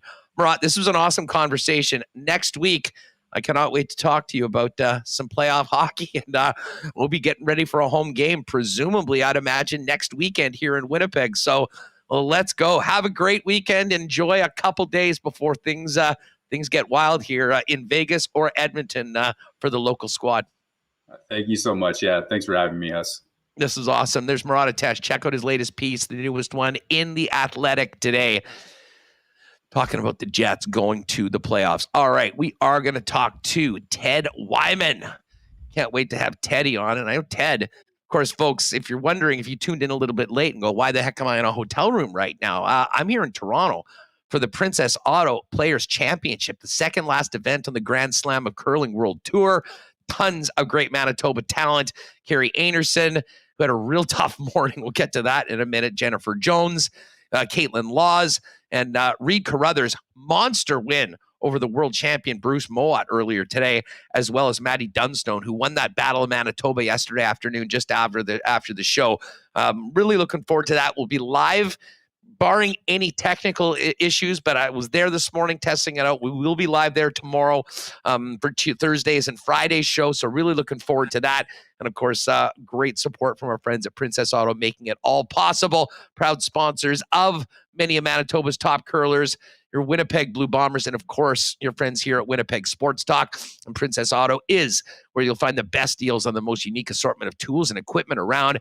Everything you need to complete the projects on your list or start something new is at Princess Auto. Pop by and see them at one of two Winnipeg locations, Portage Avenue West, Panet Road. And you can always shop online 24/7, 365 at princessauto.com. And for those of you that want to check out some of this world-class curling at this Grand Slam event, the Players' Championship broadcast begin on Sportsnet tomorrow, right here from Toronto in the old Maple Leaf Gardens. Hey, shout out to our friends at Consolidated Supply. Next Thursday is the big grand opening, folks. We're going to be popping down there between 2 and 8. Got to have some food trucks, refreshments, some raffles. You'll be able to check out everything that Consolidated has going on. Of course, irrigation services and options, artificial turf, the best selection of golf carts, both new and used, around. If you've got a need for one of those in the summer, pools, spas, hot tubs, and amazing outdoor kitchens as well. We will be there. I hope to see you there. Mark it down April 20th between 2 and 8 p.m. down at 1395 Niagara Road East. You can also check out their website online at cte.ca. Well, it's official. The Jets are going to the playoffs. It's time to get the whites out, everyone. And if you're looking for the best spot to get your Jets gear for the playoffs, you know where to go. Royal Sports, Manitoba's #1 sports superstore for 40 years. Family owned with the biggest and best selection of licensed team gear, including thousands of pieces of Jets merchandise, tons of Bomber gear, NHL, NFL, and all that new Jays and Major League Baseball gear just in time for the start of the season. Spring stocks arriving daily as well for you soccer players, baseball players, softball, tennis. They've got it all. It's coming in, and not to mention a huge selection of bikes. So pop by and see it for yourself. 750 Pembina Highway. You can follow on Instagram at Royal Sports Pembina. And, of course, we mentioned the Jays season coming back. I'm actually taking in the Jays tonight. Looking forward to seeing the building and all the changes that they've made. What a start for the Blue Jays last night with all those bombs in the home opener. Great place to watch the game tonight is your local Boston Pizza. No better place to watch the Jays. We've had a couple fun Jays parties, actually, at BP over the last couple of years. But pop by tonight. Grab a couple ice-cold schooners, some world-famous Boston wings, gourmet pizzas, and all the latest stuff from the BP feature menu. And, hey, if you are chilling at home tonight, getting ready for the playoffs, you can always order online and get the great taste of Boston Pizza at bostonpizza.com. All right, let's get Teddy Wyman in here. Lots to talk about with Ted. What's going on, Ted? Great to have you back on the show. Well, there's been, a few things in the news in the sports world lately, haven't there, Huss? So I'm enjoying it. That's my favorite time, is when things are going like that. And the Jets have sure been, it's been really interesting the last month. There's no doubt about it. And, you can't, it's weird because I think there was this sort of sense of impending doom for a lot of fans in Winnipeg that it just wasn't going to happen because everything was going that wrong direction. They really turned it around the last week. And I think you'll just see that excitement grow more and more through the weekend and into a big first round playoff series. And I, I've watched the playoffs for so many years in this 1 versus 8 format. And once you get there, that 1 and that 8 don't mean that much. Well, especially when you got 37 in net. I mean, he just continues to write the story. Obviously Joe Daly was the standard back in the WHA era with everything that he had done. I mean, there's nobody in 1.0 or 2.0 that really comes even close to what Connor Hellebuyck has done, but he continues to write the story and be the backbone of this team. And I said on this show when the Jets had lost a couple and we knew that this was really crunch time. I mean, a playoff spot was on the line, that this was going to be Connor Hellebuyck until further notice. Well, further notice, luckily, is the final game of the season, and Big Save Dave can get a start because he, in a lot of ways, was there giving his team the time to sort of find themselves again, which they seem to have, led by a guy like Adam Lowry, to get to the finish line and punch that ticket to the playoffs a little later than it probably looked a couple months ago.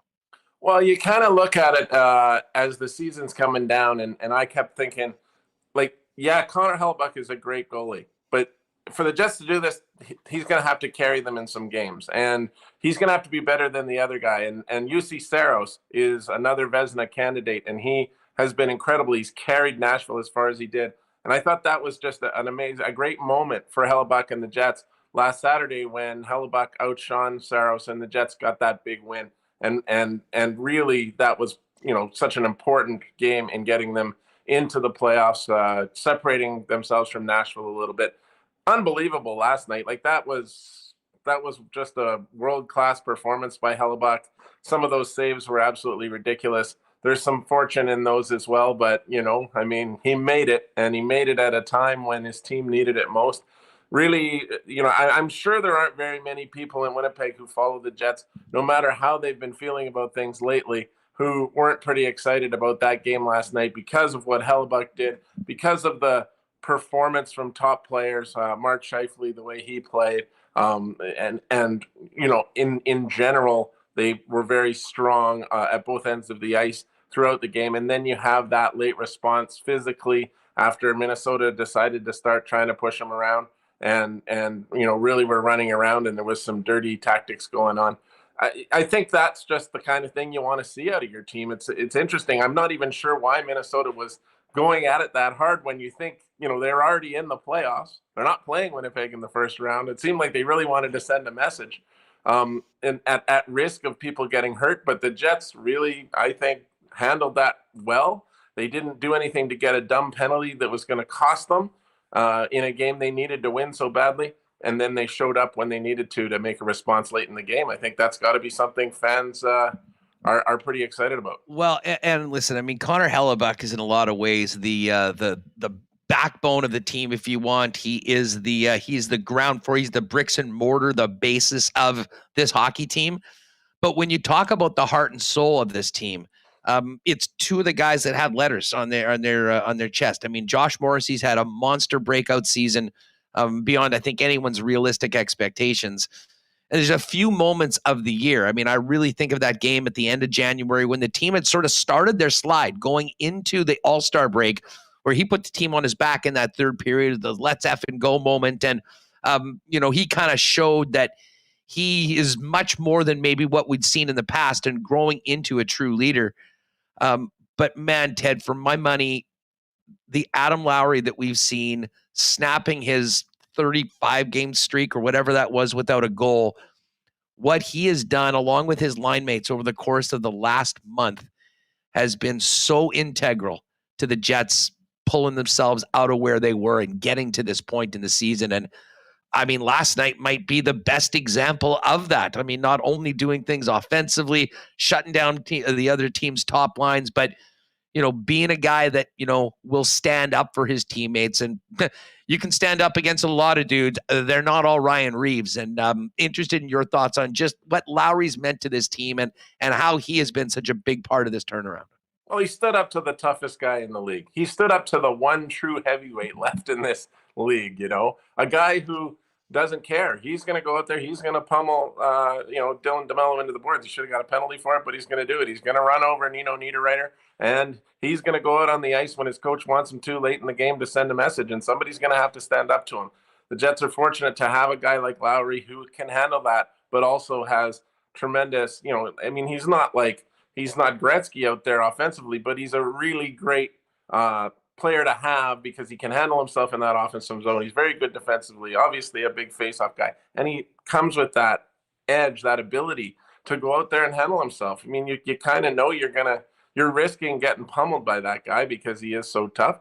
But what Lowry did really obviously pumped up the bench incredibly. And if you've seen that video that the Jets released coming down the tunnel when Lowry comes off the ice and the Brendan Dillon, who has already finished with the game because of his fight, and Logan Stanley and a few other black aces standing there just, all over him because of how much it meant for Lowry to do that, to take that on. And I mean, it's a great sign going into the playoffs because if you looked at this Jets team and thought that there was an issue going into the playoffs, it might be that if they went up against a team that had a lot of big physical players, that they might be in some trouble. And certainly I would say that Minnesota is the number one team that's given them fits all year because of that.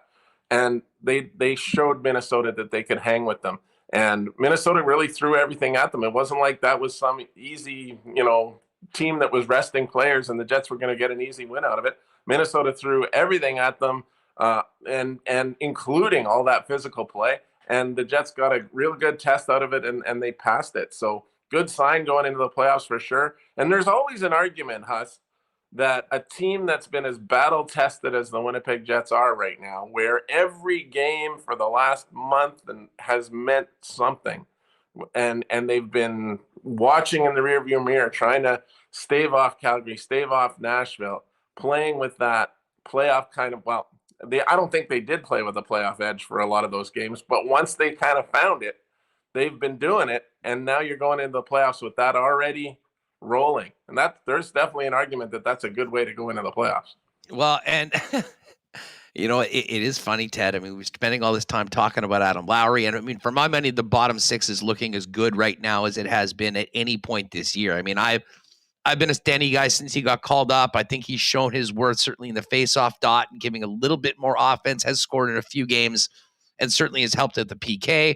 Sacramento Linen has been, an adequate guy, but Morgan Barron right now, I mean, the fact that he's sort of fallen down in the lineup with the additions of Nito Niederreiter and Nemetsnikov has made this team far more deeper and far more of a four-line team. But let's face it, we all know this team will go as far as their top players go with them or take them. Connor Hellebuck's been leading the way. We talked about Adam Lowry. But the look of these top lines is very interesting. And Mark Scheifele was the guy under the biggest microscope. And I'm not sure whether the spotlight maybe got a little dimmer when he moved from center to the wing and playing with two of the other top players in the league, allowing Ehlers to go with Wheeler and Nemetsnikov. All I know is that, he and his line mates have sort of found it a little bit more. But I think a lot of the other pieces are in place. When we get to the playoffs, whether they're going up against McDavid and the Oilers or the Vegas Golden Knights, that line seems to be put, on paper at least, it's as lethal as possible. They've had some ups and then they've had some downs so far. But I mean, it's a fascinating group to look at, particularly within sort of the bigger picture with this, with just somewhat of a last dance, very likely for some players that have been here for a long time at the end of these playoffs. Yeah, I mean, you consider how much you're hearing from people about this might all get blown up if they don't make the playoffs. Well, there still might be some changes. There's no doubt. We know what the Dubois situation, the Scheifele situation is interesting. He's a 42-goal scorer, but when you disappear for 15 games like he did at an important time, there has to be questions, and there are questions. But as you've pointed out, you've got a lot of elements in place that could make a really good playoff team. You've got one of the very top goalies in the league. Nobody's going to argue that. Josh Morrissey, maybe Erik Karlsson has 100 points, but all around defensively and offensively and everything he does, I think for my money, Josh Morrissey's right there in that Norris conversation. And I think he's just been an absolutely incredible player for the Jets, a true leader, has taken on, new responsibilities and shone while doing so. So there's a huge thing. You've got that number one goalie that you love to have. You got that number one defenseman that you love to have. And you've got, I think, a very good top line. You'd love to have that two deep center situation where both Scheifele and Dubois are going and they're anchoring their own lines. But this move seems to have made a lot of sense, what Rick Bowness did. I think it took a lot of the responsibility away from Scheifele in terms of where you need to be on the ice as a centerman. And he is playing, he seems to be playing much better. He's playing with more fire. There's no doubt about it. You could see it. You could see it in the Nashville game. You could see it in the San Jose game and in this game. He's just playing with some more fire. He's in there. He's really, he's getting physical, and he's doing smart things with the puck. And that engagement is excellent for the Jets to have a guy like that who, if he's on, he's a huge value. Again, I bring it back to the 2018 playoffs. Mark Scheifele was perhaps the best player in the entire NHL during those playoffs. And if you can get that kind of game out of him, you're going to be in really good shape. And I think that he fits in well with Dubois, who Dubois is, in my opinion, I remember my colleague Steve Simmons texting me after the Jets traded Laine for Pierre-Luc Dubois. He had just covered the Columbus-Toronto series the season before, and he said that Dubois was easily the best player in the series and that he was an absolute monster and there was nothing the Leafs could do about him. He was just unstoppable. If you get that kind of guy for the playoffs, the Jets did not have him the last time they were in the playoffs. I mean, he wasn't that type of guy. He still wasn't comfortable in Winnipeg. But if you get top Dubois in that kind of sense, he could make a real difference for this team too. So, I mean, I'm not saying they're going to walk in and upset Edmonton or Vegas. I mean, it's just, that's not that simple. Those are very good teams. But could they? Yeah, absolutely. They've got the mix that could be, that certainly could be successful. You know what? And you mentioned Dubois. I'm glad you brought that up because I am so with you. And I mean, it might be frustrating if you're a fan or someone in the mix that feels that, he's already punched his ticket out of town and they're going to have to worry about that. But I mean, there's nothing that he could do to help himself, help this organization, than to go and be that player that they dreamed of getting when they traded a guy they lucked into at number 2 overall and have a dominant playoffs. Because it also would point out to the rest of the league the value of a player like that. And if you are forced with a gun to your head to trade him, it probably does a lot for the value of his, which I think is already high after the season that he has and, the unique skill set that he brings to the table. All of that, Ted, I mean, listen, they avoided what would have been a horrific collapse in the second half of the season that I think would have really, really challenged the team, the organization in a number of ways. But it's pretty clear that, this is a very, very unique and a different time that we've had with this club since they came back in 2011. I'm not sure if you heard much of my conversation with Murat. We spent most of the time talking about what had happened, with the game and the playoffs. We did talk about it at the end. I mean, you're a Winnipeg guy. You've been covering sports in this city for a long, long time. Just interested in your perspective on the kickoff of the season ticket campaign that's quite clearly very, very important to this team going forward. Well, it's funny because I was thinking about that just as you were talking, Huss, and I was thinking, how differently would that message have been had the Jets lost to Nashville on Saturday? And we're no longer in control of their own. I think that's probably why they waited as long. I mean, I think it's very clear that this is something that they have wanted to get in front of for a while. But when the team played the way that it did for that long, they really weren't in a position to, to be honest, I really think that a big part of it was to try to be in a positive space when they launched it and hopefully capitalize on people saying, you know what, I'd maybe thought about going back or I thought about going to season tickets and, I'll have priority for playoff tickets and maybe I'll have a benefit of that and try and take advantage. I mean, you've got to take advantage of everything you can in the situation that they're in. And I mean, to be honest, the team didn't do them a lot of favors over the 6 weeks or so leading up to it when I'm sure they wanted to do it. That being said, here we are. The team is in the playoffs, but just from a big picture, as a guy that's covered Winnipeg sports for a long time, what are you thinking when you see that? Well, I mean, I try to gauge the fan reaction. So, I hear from friends, I hear from people on Twitter, I read emails as to how they react to it. Now, this city, there is sometimes a propensity for people to act negatively to things. And I think there was certainly some backlash against what they read into that video and that launch of the campaign, because it does sound like, you got to come through as fans or else we're not going to be here anymore. And I mean, I think that's it's a tough thing for fans to absorb. There's been a lot going on in the world. Obviously, it really, it goes back to the COVID season. with no fans in the stands, where I think a lot of people realized you can sit home and watch a game on TV, and you know what? It's not that bad, and it didn't cost me X amount of dollars. And I think there's a lot of people that stayed away because of that. I think there were others that, there's a chance there were some people that were put off because of, vaccination requirements in previous season. There's people that just don't have that same kind of accessible money to just do that every night. A season ticket is not a cheap proposition. So I think that it's maybe a bit of a wake-up call. I think the Jets, they tried to do it as subtly as they could. Remember what happened, right? It did happen.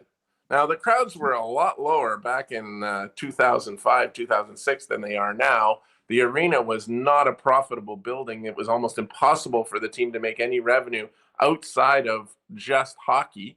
They didn't have this amazing TV deal that they have now. And the organization didn't have the kind of value that it has now. And that value has grown immensely since Mark Chipman and David Thompson bought the team.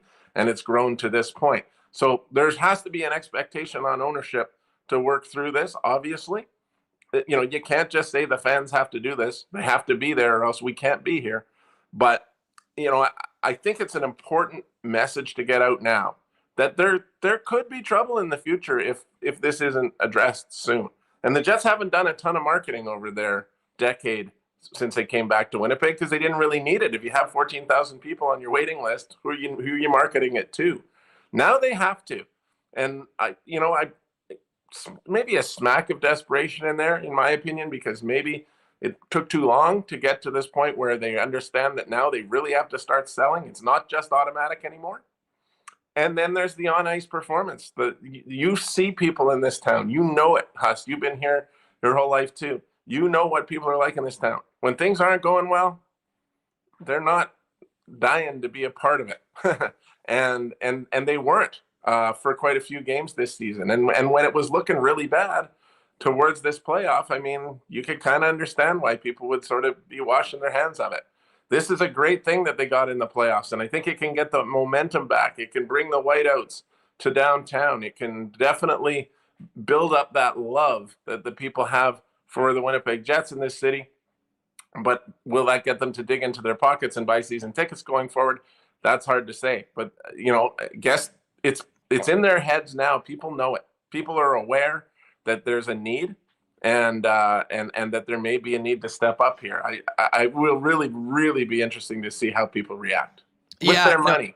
Well, exactly. Because I mean, it's one thing that, talk is cheap at the end of the day. And, it takes a lot. And this goes back to my conversation with Murat. I mean, I've been there for a long time. I've had those conversations. It's one thing to say, yeah, support the team, come to a game.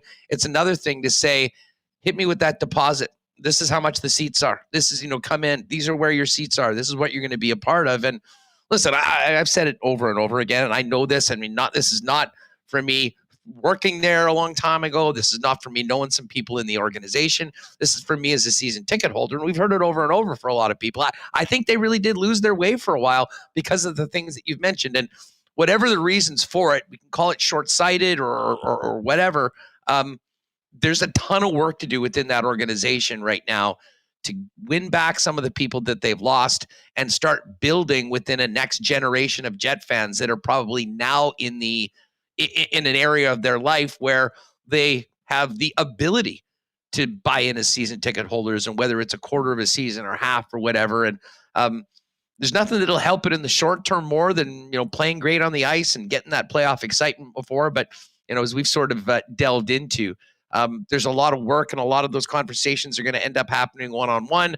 I'm sure that, with the kickoff with the business community yesterday, with what Mark had to say was maybe a bit of an eye-opener, but it's going to take a lot of work, and it's going to take some self-reflection, which I hope that has happened already. Because at the end of the day, I think we all know, I mean, anyone that was here in between 1996 and 2011 knows what a difference our city is being in the National Hockey League than not. But realistically, if the building's going to be half full going forward and they're losing tons of money, I mean, what are you doing, right? So, but I don't think that was at all the message. But to your point, I mean, I think it does make some people sort of sit back and and realize it. But there's a lot that comes on. I mean, this is not, and I know some people want to portray it that it is all on the fans, or that's what the message was. I personally don't believe that. But again, the truth is going to be what happens throughout this summer and how well they do a job of whether it's making up for mistakes in the past, doing things in a different way. There's a lot riding on it. Certainly for everyone, whether you're a fan, whether you're someone, with the downtown business, whether you're at True North, and I understand the passion that it gets going with people. I'm certainly one of those people as well. Ted Wyman's with us from the Winnipeg Sun. Teddy, before we go, I'm actually here in Toronto. I was just checking out some of the, and we're going to be doing the shows at the Grand Slam. Well, I mean, listen, you're the curling guy right now, but listen, great support of Princess Auto. They're a great Winnipeg company. They do a lot in curling, and of course with Jennifer Jones and Reed Carruthers being part of theirs. This is a big event. I'll be honest. I mean, I'm sort of the curling guy that follows the Manitoba stuff and obviously follows the big events, the Scotties and the Brier and the World Championships. It's been a real eye-opener being here checking out the Grand Slam. I mean, at one point yesterday, there was 4 rinks going on right now. You had Rachel Homan on one, Brad Gushu on the next one, Carrie Anerson on the others, and 2 of the top teams in the world on the next one. I mean, it really is it was a real eye-opener for me getting all of these teams together, and it's so much better having the men and the women playing in all draws. Well, and they do it 6 times a year. So, but it really is a who's who of the best curlers in the world, really. My only issue ever with it has been that there's a saturation of the curling market. You've had just all these big events, and you've had the Worlds. It still seems to do really well, and it does well on TV. But to me, there's got to be it's a long season. Like, they're starting now with big events in September now, and now you're going into late April, and I think there's even still one more Grand Slam in May. So you wonder if you just need to move the schedule around and try to pick the spots a little better. But I think the Grand Slam has it all figured out. I mean, they've got great TV coverage. They've got the best players in the world there. You've got teams that even are sort of, in their restructuring mode from the end of their season of champions season. But you might see a little bit different of a team here at the Grand Slams. And it sure makes it interesting with all those different players. And it's like you said, to have all of those great players on the ice at the same time. If you're a curling fan that wants to go sit in the building and watch, that's a real win. You're not going to see that anywhere else, really, because always the men's and women's events are separated in the Curling Canada season of champions. But again, you've got teams there even right now like Gushu and Team Mowat and all those ones that they've just been in the World Championship. And now you come back and now you're playing in this event, which is it's so different, right? It's 8 ends.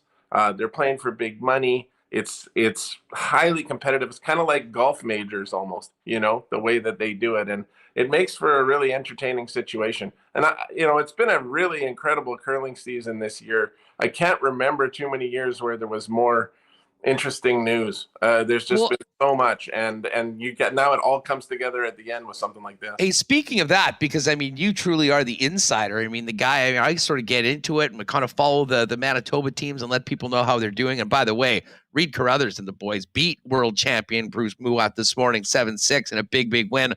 Brad Jacobs now on board. Well, I was just about to ask you. It did not go as well for Carey, though. I was recording and testing some stuff for the show tomorrow. They gave up 2 in the first end, and I look over and they gave up a steal of 4 in the second, and we're down 7-0. So I don't think that one ended up well for them. But you mentioned Brad Jacobs. I just quickly want to hit you with a couple, because one of the things that got the most traction curling-wise on this show was last year's offseason with I mean, it was like the free agent frenzy. Yeah. Curling was the place with the free agent frenzy. Reed Carruthers has Brad Jacobs now playing as his third. Mike McEwen's got a new team, and I think he's going to be out of Saskatchewan, if I'm not mistaken. And then from a women's side, the latest news from yesterday, Mackenzie Zacharias stepping away from Team Jones. Yeah, I wish I could give you more insider information on that. I've not been able to talk to Mackenzie Zacharias. Not sure exactly what's gone on there other than what we heard from the statement. I did talk to Jennifer Jones today. she said that, that Mackenzie had come to them, rest of them, and said that she really did have, that she wanted to get her career started. She's just finishing up university and wanted to focus on that and see if she could get that going for at least a year. I asked Jen, what are the odds that Mackenzie's coming back to the team after a year? And she said, I just don't know. We don't know what that looks like. So very interesting, curious. And her sister's still on the team, right? What's that? Mackenzie's sister's still a part of the team. She'll still be a part of it. And the beauty of it is that they were a 5-player team. So they still have a full team that can certainly go out there and be successful. Mackenzie was throwing second stones last year and acting as the vice. I think Carly Burgess can do that very well as well. So it's a really interesting situation because I viewed, and maybe still do, Mackenzie Zacharias as the next great Scotties champion. The way I was envisioning it for her career is that she'll be what's the word I'm looking for? She'll be mentored by Jennifer Jones for a few years. Jennifer Jones is not going to play much longer after this. She's 48 now. I think she's in for this Olympic quadrennial, but I think after that, it will almost certainly be time for Mackenzie Zacharias to come back and take the reins. And I envisioned her winning some Scotties championships and maybe contending for world titles. I really did and probably still do, but I'm not sure exactly what her situation is when it's this, wanting to focus on her career a bit at this point. So, it'll be interesting to see how that shakes out. But again, they have this opportunity. I think it can still be a very strong team without her. They lost the Scotties final this year. And so I think that'll probably be something just to keep an eye on down the road. You mentioned the Mike McEwen thing. I had a great conversation with him because he was like, I thought I'd be in Manitoba for the rest of my life. I played 20 years here. I thought I'd always wear Manitoba colors. And then all of a sudden he's off playing in Ontario. And then now that team's broken up and he's gone off and he's going to play out of Saskatchewan. So he could play in the Brier in 3 straight years for different provinces, which would be certainly very interesting. But, he, at this point in time, it's getting closer and closer to these residency rules not mattering, not applying. And these players, I think, should be always in a position where they can go and find the best possible team to be a part of. And Mike said he was worried when Ryan Fry left his Ontario team. He thought, well, who am I going to find to play with now that can contend? And he was pretty happy when Colton Flash gave him a call. Yeah, well, it is. It really is interesting. And of course, the kid that did go to Saskatchewan from Winnipeg, Matty Dunstone, is back with the team that is a handful for pretty much everyone. And they had that great run with matchup with Reed yesterday, winning. Curling fans popping. We'll probably have some additional content on the channel, hooking up with some of the curlers from my time here. But Teddy, great stuff as always, man. Can't wait for the playoffs, and hopefully we can do this again soon. Really appreciate your time, and looking forward to talking Bombers with you coming up very soon as well. Even that's coming up now too. So it's always great when the Jets season kind of like works its way right into, the Bomber season, because that then that there's been some success. So that'll be very interesting. And I'm very much looking forward to all of this. I mean, as a sports guy, you can't love anything more than the NHL playoffs. It's just, it's fantastic. So no doubt about it. Thanks as always, Huss, and have a great show today. And we'll talk to you again. Appreciate you, dude. There is my man, Ted Wyman from the Winnipeg Sun. All right. We had lots to talk about today. Went a little bit long. Just before I get Remo back in here, I'm really pumped for this Jays game tonight. I'm going to go to check out the new stadium, and I just got a text from a friend. It might be Vladimir Guerrero Jr. bobblehead night. I'll let you know whether I'm able to grab one of those tonight. One thing is we'll probably have a couple cold ones. Unfortunately, being out of the province, probably won't be any little brown jug, but that'll be ready for the playoffs when we're back on Sunday night. Of course, if you haven't already tried it, check out the new generic lager they just launched. Your basic lager, just better, impressively standard, in the best way, light and clean to taste with a mellow flavor and a crisp finish. Now Manitoba can support local without having to move away from the domestic taste they've had come to expect with the light beer. Available in 8-packs or by the can through the tap room and through vendors, and look for it at your local Manitoba liquor marts as well. We did do a lock shop today, getting our picks for the RBC Heritage. Check that on our YouTube channel at Lock Shop Bets. going to be interesting to see an elevated event the week after the Masters. So John Rahm's there, Scheffler's there, just about everyone with Rory, and not too sure why Rory had to bail on this event. I'm sure that'll come out. But hey, for Winnipeg and Manitoba golfers, we're just happy the snow is leaving. We're going to get courses open soon. If you're thinking about a great golfing home for you and your family, check out Breezy Bend Country Club, one of Manitoba's top private clubs with a championship course, top-notch practice facilities, and the best 19th hole around on their beautiful course side patio. Great men's, ladies, and junior programs. Great, perfect long-time home for you and your family. Find out more at breezybend.ca. Give our pal Corey Johnson a call for more info about becoming a member. And I'm also looking forward to getting out to Aikens Lake. Always my favorite 3 or 4 days of the year. If you are thinking about a world-class fishing getaway where you can be on the water in just a couple hours from the city of Winnipeg, Aikens Lake is the spot. A perfect corporate outing if you're looking maybe to get some customers or a team building event that you haven't been able to do in years.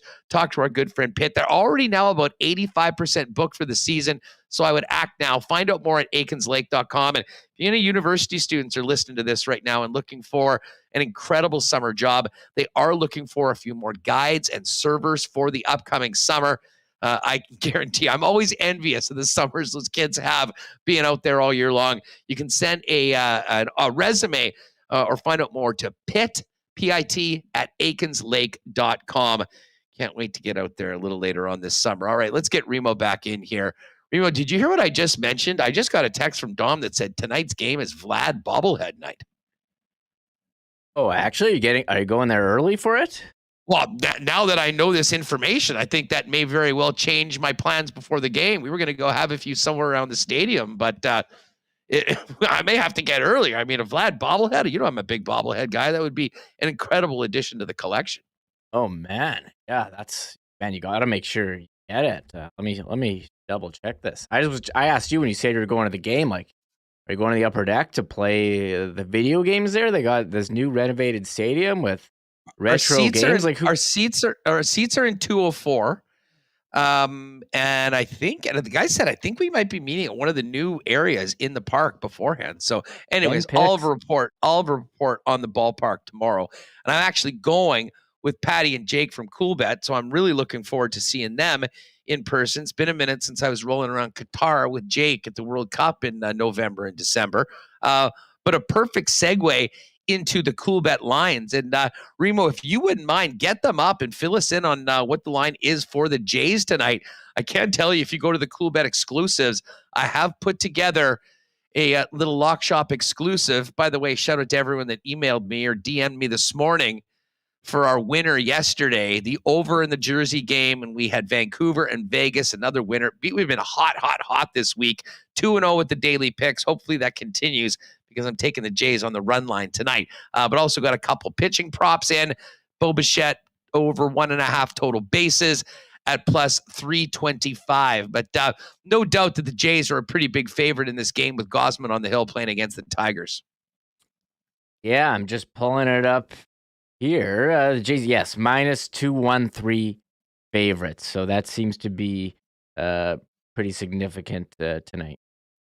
That's actually tomorrow's game, I think. Go up. You passed. Oh, is that tomorrow? Oh, here, I couldn't find tonight. Yeah, I couldn't figure out why I couldn't see any of the props. Sorry, minus 278. It's even bigger favorite. Today over Detroit. Looking at some props. I saw the Gausman strikeout prop was 6.5. We're going to take it down to 5.5 on that exclusive. But plenty of props there if you want to jump on something and for the Jays game tonight. And it's all, of course, all there at Coolbet. As far as the NHL goes, there's just 3 games tonight in the league. And Reem, I told you that, I had a 5 a.m. flight yesterday. I was running around and up all day. I struggled to stay up until the end of the Jet game, and I was solely focused on the Jets and Wild last night and then crashed. I did not know until we were doing the lock shop yesterday that the Pittsburgh Penguins lost at home with their playoff spot on the line to the Chicago Blackhawks. That honestly might be the most stunning loss I can remember in recent NHL history. They were a minus 525 favorite. I think that's the biggest favorite we've had in the league at any point this season. I don't know if you caught any of that game at all, but I have not seen highlights. I did not know. I am just absolutely stunned. And now Florida is in. Paul Maurice and the Panthers get ready for the playoffs. And Pittsburgh's going to have to hope that the Islanders lose their final game to allow Pittsburgh to leapfrog them. And what a crazy way for the Pittsburgh Penguins season to end if they, in fact, do lose on account. Much similar to the Calgary Flames, who lost at home to the Blackhawks last week, which really put them in a very tenuous position. Yeah, I was so focused on the Jets. I didn't really see, that Florida clinched the playoffs until like late in the evening. And Pittsburgh, I took, a bunch of their guys on DraftKings. I took the Crosby line and the Malkin line thing. Okay, one of these lines is going to go off here against Chicago. And which is, I had the other good picks. So it was really unfortunate those guys didn't do well. But it's shocking that they lost to Chicago, who played spoiler. And I think Pittsburgh, a lot of comments on, their bottom six not scoring and signing some of these, Malkin and Letang in the offseason, these long contracts. I'm curious what's going to happen with them. I know people unhappy with Ron Hextall's work as GM.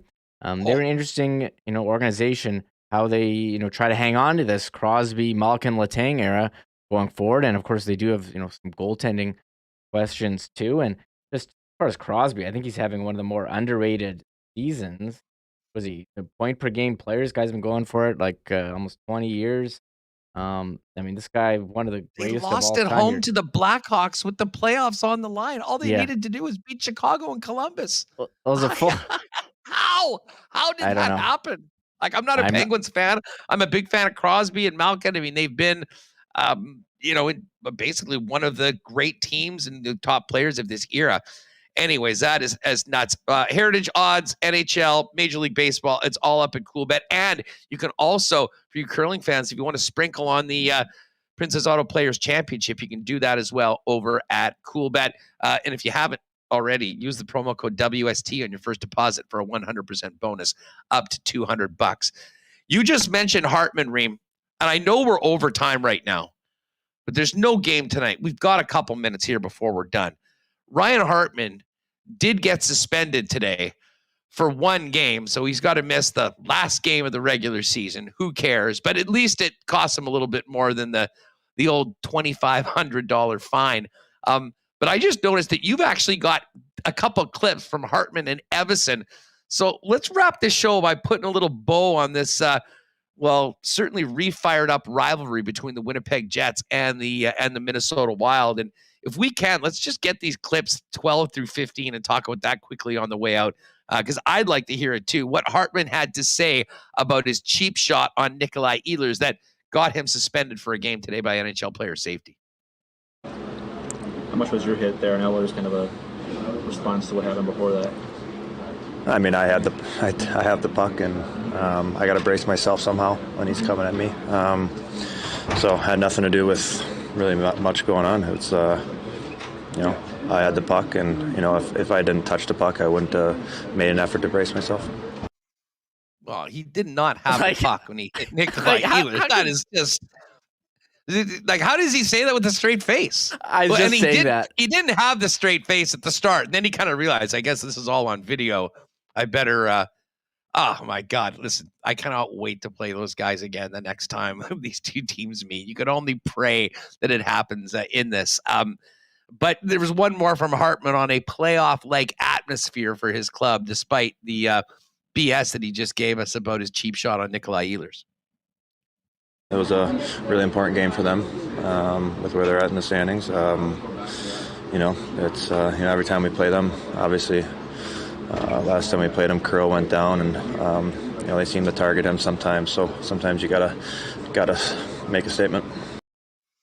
Yeah, well, put it this way: that one I don't think helped him in the pocketbook, because that statement, of anything, maybe cost him some money. Of course, talking about the Logan Stanley, as you've referred to it as the Banzai drop. But that was just an awkward play. I don't think listen, when one of your top players gets hurt, obviously you're ticked off, and I'm sure they would have been running Logan Stanley all night if he was actually in the lineup. But man, you talk about an eye for an eye mentality of the Minnesota Wild, and a lot of people very, very incensed on the Winnipeg Jets side, including Rick Bowness. Let's hear. We got two clips from Dean Evison. the coach who was the subject of some serious ire from Rick Bowness. I believe the term we saw was Bush League a number of times. Here's what Evans had to say about deciding that Ryan Reeves was the right guy to put out with 25 seconds left in the game. It's a 2-goal lead. We got, 30 seconds left. We always put our so-called fourth line on the ice.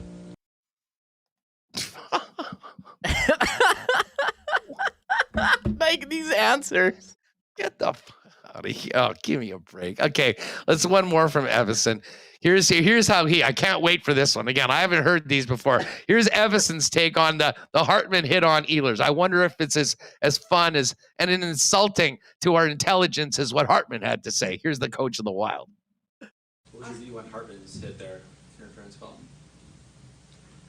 Do you feel it was like right call, I guess, or did he get escalated things like that hit kind of the center ice? I think something happened before that too, right? Yeah. Oh, okay. So basically this was a retaliatory cheap shot because Kirill Kaprizov got hurt by Logan Stanley. Basically just admitted to it right there. Was he saying something happened right before? No, he said right before. It was when Ehlers something before that. No. And then he said, "You mean with Kirill?" And he'd go, "Yeah." Well, I thought he was talking about when Ehlers went and kind of shouldered him when he had the puck, a hockey play. And then Ehlers, the body smallest contact. guy in the There Jets, was actual, and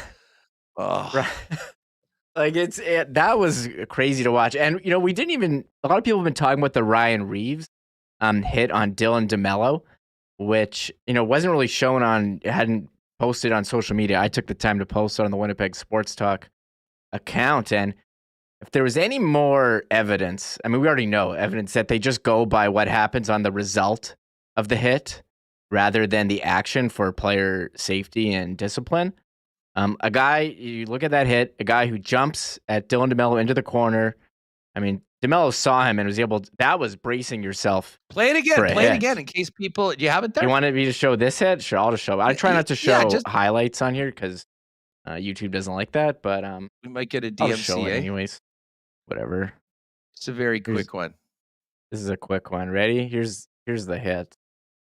And it goes in. That is outrageous. Like you can see him leave his feet. No call, no hearing. And so it's because he got up and was fine. I mean, if he stays down and leaves the game, which he very well could have based on just where you're hitting the guy going, he's going to play the puck, stops up, and his face first into the boards. Ooh, crunch. That is brutal.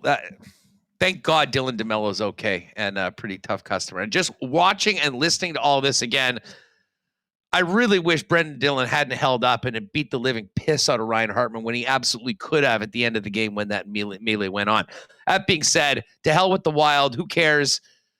It's about the Vegas Golden Knights or the Edmonton Oilers. And I guess we really won't find out about that until tomorrow night, Reem, because as we just went through on the Coolbet Lines, the only games tonight in the NHL are the Habs Islanders. That Islanders winning in scenario at home against Montreal.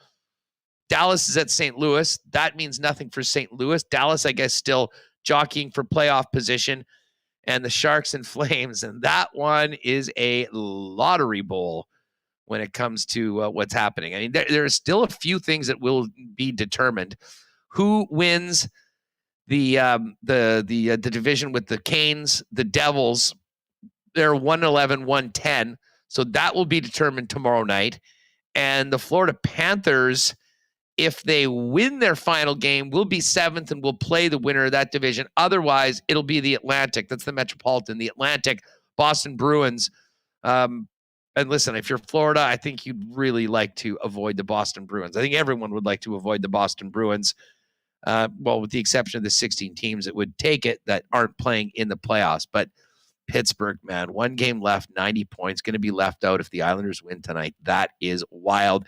And then the Vegas Golden Knights need a point tomorrow night to secure first place and a home ice throughout the playoffs. And if that is the case, they'll take on the Winnipeg Jets. If they lose tomorrow and the Oilers win, Be an all-Canadian matchup in round 1 between the Jets and the Edmonton Oilers. All right, we've gone long. Shout out to everyone that's been with us. A huge show. I knew we'd have a big one last night, and we're just getting going, folks. Playoffs start next week. I guess it'll be 2 more days. It'll be Friday before we actually have clarity on the matchup. But Ken Weeb's going to join us tomorrow on the show from Denver. And I know we talked a little about it with a couple of the guests. I didn't want to get too into it on the program, but we will talk more about the Forever Winnipeg campaign and the season ticket push the Winnipeg Jets have started coinciding with their return to the Stanley Cup playoffs. And I imagine we'll get some information on playoff ticket info and whatnot from when Christina Litz joins us tomorrow around 1:50. Do not miss it. By the way, we are very close to 9,000 subs. We've been waiting for this for a while. If you haven't already, hit that red subscribe button, people. We greatly appreciate your support. Shout out to SK and Stan for the very generous super chats. We really appreciate it. And listen, because, as I said, I don't have the extra screen here on the road, I've missed quite a bit of the chat, but I know that it's been popping all day long. So thanks to everyone for their feedback and all of their comments on the program. We're looking forward to talking to you about it tomorrow. We'll be live from the Grand Slam of Curling, the Princess Auto Players Championship here in downtown Toronto. And I'll let you know about this Blue Jays game tonight, how the new ballpark changes look. And if I'm lucky, we'll have a Vlad bobblehead to show off tomorrow. We'll see about that. Anyways, we got to get these pods up. Thanks to everyone that joined us today. Big shout out to all of our sponsors that make the program happen. And of course, our guest, the great Murat and Teddy Drip himself, Ted Wyman of the Winnipeg Sun. Have a great one, everyone. Enjoy the night, and we'll see you tomorrow. Don't you miss it. 1 p.m. We got a date right here on Winnipeg Sports Talk. Oh, my God. Oh! Shut it down. Let's go home. Thanks for tuning in to Winnipeg Sports Talk Daily.